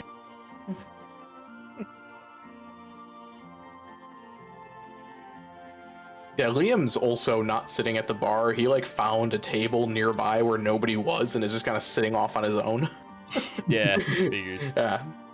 If there was some kind of chase lounge, he would be using that, but I'm kind of doubtful for the establishment. Yeah, it's not likely. Hmm. All right. Any other conversation that you guys would like to ensure happens before the morning? Nope. All right. No, I'm good. Fucking, I hear you eating food over there. Crumpling up your McDonald's wrapper. Firstly, You're getting it's enough Chipotle, food. and secondly, I'm listen. I'm not embarrassed at all. No, Chipotle sounds hella good. I'm unashamed. All right. So you all kind of finish up your drinks. You awkwardly say your goodnights because, again, you all are just, nah, man, this is weird, but okay. You all have your various different opinions. You have all been given a separate room. You already know where they are, as Laura showed you earlier. And, you know, it's not super late. Say the equivalent of maybe about 9 to 10 o'clock. You all Oh, it's past my retired old lady to the- bedtime. It is past your old lady bedtime, Yep. that is true. And you all retire for the night. Can I just spend the night writing letters? You want to stay awake the whole night so you can write letters? Most of it. Okay. Do you want to ensure that you get enough sleep that you actually rest? Yeah, the minimum. Okay, that's fine. Just as long if you stay up the whole night, you will get a point of exhaustion. But yeah, you spend the next couple of hours jotting down hastily written notes and throwing them in envelopes, addressing them to various places, people, colleagues, known names, maybe even people you've never met before. You're just kind of addressing the house. You write up a shit ton of them. You stack them all up, ready to go. Equa's just gonna pray to Oral before bed. Excellent. All right. It's a little early. You guys fucking rip through that combat way faster than I expected. So with I don't want to risk going too late tonight, so we're gonna go ahead and call it here. Fine by me. Oh. Okay. Yep. Because if we continue, there's a good chance that we will go for like another hour to an hour and a half. And besides, Yeah, I can't. exactly. Besides, we still have one other bit to get through. Ladies and gentlemen, welcome to Roses and Thorns. This is a lovely little segment that I picked up from a very good friend of mine, IRL, who used to be my DM for a couple of campaigns. What it is just a little tradition after every session. We're gonna go around the proverbial room, and one by one, I want everyone to list one thing that they enjoyed about the session. It can be as minor as a scene. It can be as major as, you know, just a vibe. That will be the rose, and then your thorn will be one thing that you didn't enjoy so much about the session. Something that maybe could be a little bit better, something that maybe could be tweaked. This is to help myself as a dungeon master continue to make this an enjoyable experience for you, my players, and even to some extent chat, but we don't care that much about them. Okay. Are we rolling? Only a little bit. Yeah, roll your initiatives, moffuckers. Okay, so our initiative or initiative straight D20? modifier is Yeah, your initiative modifiers will apply. Okay. okay. How do I do that from my How phone? that 20 work for you? Shay, let me pull up a character sheet real quick. I believe you need to go to a different tab within the character, and I will find that momentarily. We're even finishing the night without nat 20. I am kind of a big deal. I think I got it. You got, yeah, so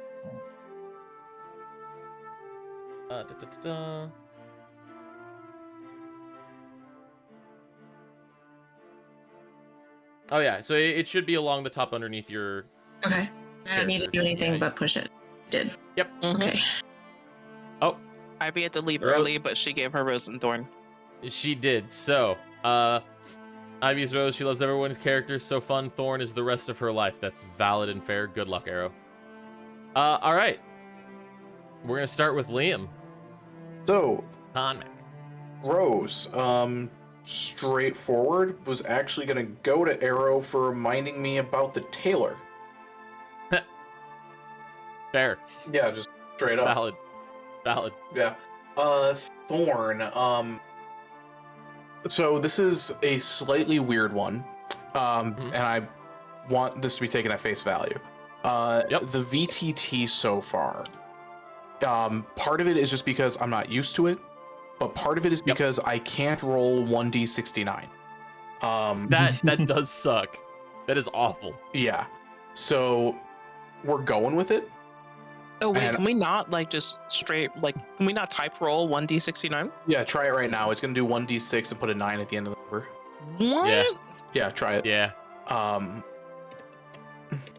It doesn't comprehend a roll that is not one of the standard dice, That's which funny. is unfortunate. So, but a lot of that is because it is technically a like open source beta, kind of, right? So Yeah, pretty much. Yeah. With that said, conceptually, I like it. And so I just wanted to basically say that so far I'm kind of iffy on it, but I'm glad we're trying it. Yep, that's valid. That's what I got. I'm totally cool with that. All right, Shay. I have 2 roses, I think. All right. I completely lost my train of thought. I'm sorry. First, we'll start with my thorn then. My thorn is my nerves and my computer. Because then once my computer started to not work, that's all I could think about. So That's I wasn't valid. as focused. Oh, and then my first rose is the fact that I killed my first guy. You Obliterated walked him. Like, it was great. You're literally How boom, laddie. your first combat, your first turn, first in initiative, made your first movement, rolled your first attack die, rolled your first nat 20, and got your first kill all at the same time. That That's was my the rose. first skill of the entire Colgrim game as well. It's absolutely insane. Nice. All right. But Laura is poggers. True jelly. Myrna. Myrna. So my thorn is much the same of Conmac. Just it's not like a real thorn. It's just more so that I'm glad that we're trying this particular VTT out, and it's definitely like I'm having to kind of learn how to use this one. Right. Because I'm just not quite as familiar. Mhm. So, like, my thorn I was a little bit slower with some of my, like, actual typing and clicking and stuff like that, just because I am still trying to figure this out. So that will be my thorn. My rose definitely is gonna go to the DM for that little nugget of potential like familiarity. Not gonna like highlight it too much, but I did enjoy the fact that was there. All right. And that Laura had I'm that glad you liked it. fantastic, awesome fucking first kill. Like fucking Thanos the fuck out of that thing, and I loved it. True. So that's it for me. All right. Wax. So the rose for me, it's definitely the roleplay so far. Special shout out to Conmac with his overdramatic ass. That is correct. And and I do want to say my thorn is the combat, but then again, that was more on us for rolling high. I didn't roll at all, so like That's actually true. Not wrong. That's actually true. Yeah, you guys kind of like we would be ending right about at the 4-hour mark if you guys didn't fuck all over my combat like that. So love you. You have only yourselves to blame. Yeah. All right, and Pink.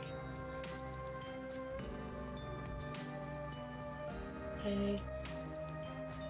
My rose was, I guess, also like the RP, like the dialogue between characters. I thought I like how we're all not only evil, but we're all very grumpy. And Except that Laura makes- is just trying to fit in. oh yeah. And it just makes for great content, and I'm enjoying the back and forth between everybody. And I guess my thorn, which was said before also, is like, this format is kind of new to me because I've only used Roll20. So I'm just, I was a little bit slow on my rolls, just trying to find everything.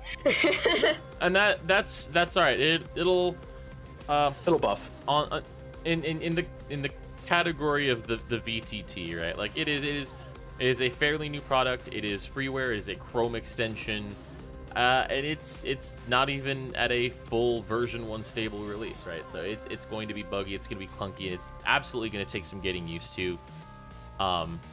Especially for people who are used to other virtual tabletops. Yeah, for me, like, I don't find too much of a problem because I don't have anything to compare it to. Now, granted, my problem is just my computer, like, but everything else, like, after you showed me before stream how to do things, like, I was good. So I don't have anything else to compare it to. So for me, it's good. My issue is going to be every week remembering to turn off Beyond 20. Yeah, and which is you don't. fine. Yeah, and again, like I know we talked about it, you don't have to, but I know that it like want not this doing pink so. I need is a my little- pink fuzzy dice, okay? Right, exactly. I know that it's not ideal. It's an emotional requirement. I will Liam say so well. that like I myself, I'm not even fully set on the tabletop. I think it's a great idea. It was good enough that I really wanted to look into it. I wanted to give it a solid try. But there are definitely issues, and so it's just a matter of whether or not it, like, the issues outweigh the benefits. You know, like if we all have to keep fucking refreshing our screens 2 or 3 times a session to keep things going, that's gonna get pretty obnoxious pretty quick. Just shit like that. So, DM Rose, this party so far has shaped out exactly how I hoped and expected. DM Thorn is, I don't know why the fuck everyone is so grumpy. I don't know why I don't know why I ended up with a party full of people who just like hate everyone and everything. This is my Excuse character's me, but the pride. party's not full. I say Laura doesn't hate everyone. Yeah. Laura just wants really- everyone to love her. Does And she Liam really likes hate Myrna, everything? and she's gonna get Myrna to love her. This Myrna fucking doesn't know that pride. yet. Myrna does not. At the moment, Myrna is still very much so on the fence with everyone except Ivy. Like, like she's cool with Ivy. That's because she knows Ivy. On the next Yeah. episode, Laura tries to teach Myrna what bubble tea is. If you want to hear an old lady rage, So if I wanted to swallow balls, I wouldn't put it in my tea. yeah. True. So we will see how Myrna like plays this whole thing out. Yeah, Equa is just kind of a loner in general, and he's never really interacted with people. Who knows? Like half So- the party might end up being cheerful as fuck when they get comfortable. Except Myrna. I can guarantee you Myrna will not. All right. Well, on that note, nice, brief, easy, short session 1. I will see you all back in 2 weeks from today. And Wait, for I those just in the remembered campaigns, something. I will be meme dumping again. Let's fucking go. Oh yeah. Let's Yeah. fucking Where is go. the So- where are the memes going? Mr. Nova? Taladar, if you would please make a Dungeon and Durgan meme dump, I would appreciate it. I will make a Dungan and Durgan meme dump. I'm gonna go ahead and make it in, like, cause only you guys have access to the Dungan and Durgan section of chats. So I'm gonna go ahead and throw it up in like more proper areas so other people can also partake. in viewing the memes if they would like. It's fair.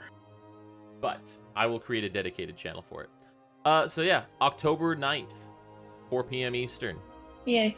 Yeah, See y'all October later. 9th. Shay will be finished school. Well, she'll fiinish with that class by that time. Yep. Yeah. Let's go. go. All right. Let go. Have a good night, guys. Night. Bye. Bye bye. Bye. We did it, chat. We got there. Who's gonna be Meme Master and Goog campaign? I don't know. Y'all gotta figure that shit out. I'm too fucking busy. I'm too busy actually DMing this shit to Meme Master. Hold on. Throw this on. There we go. All right. Hey, thanks for hanging out, chat. I appreciate it. Yep, short session. For the best. Needed to happen. Just because I don't want to push everyone, especially considering we have Wax, fucking European Wax in the evil campaign and European Seiron in the good campaign. I don't want to push it too late.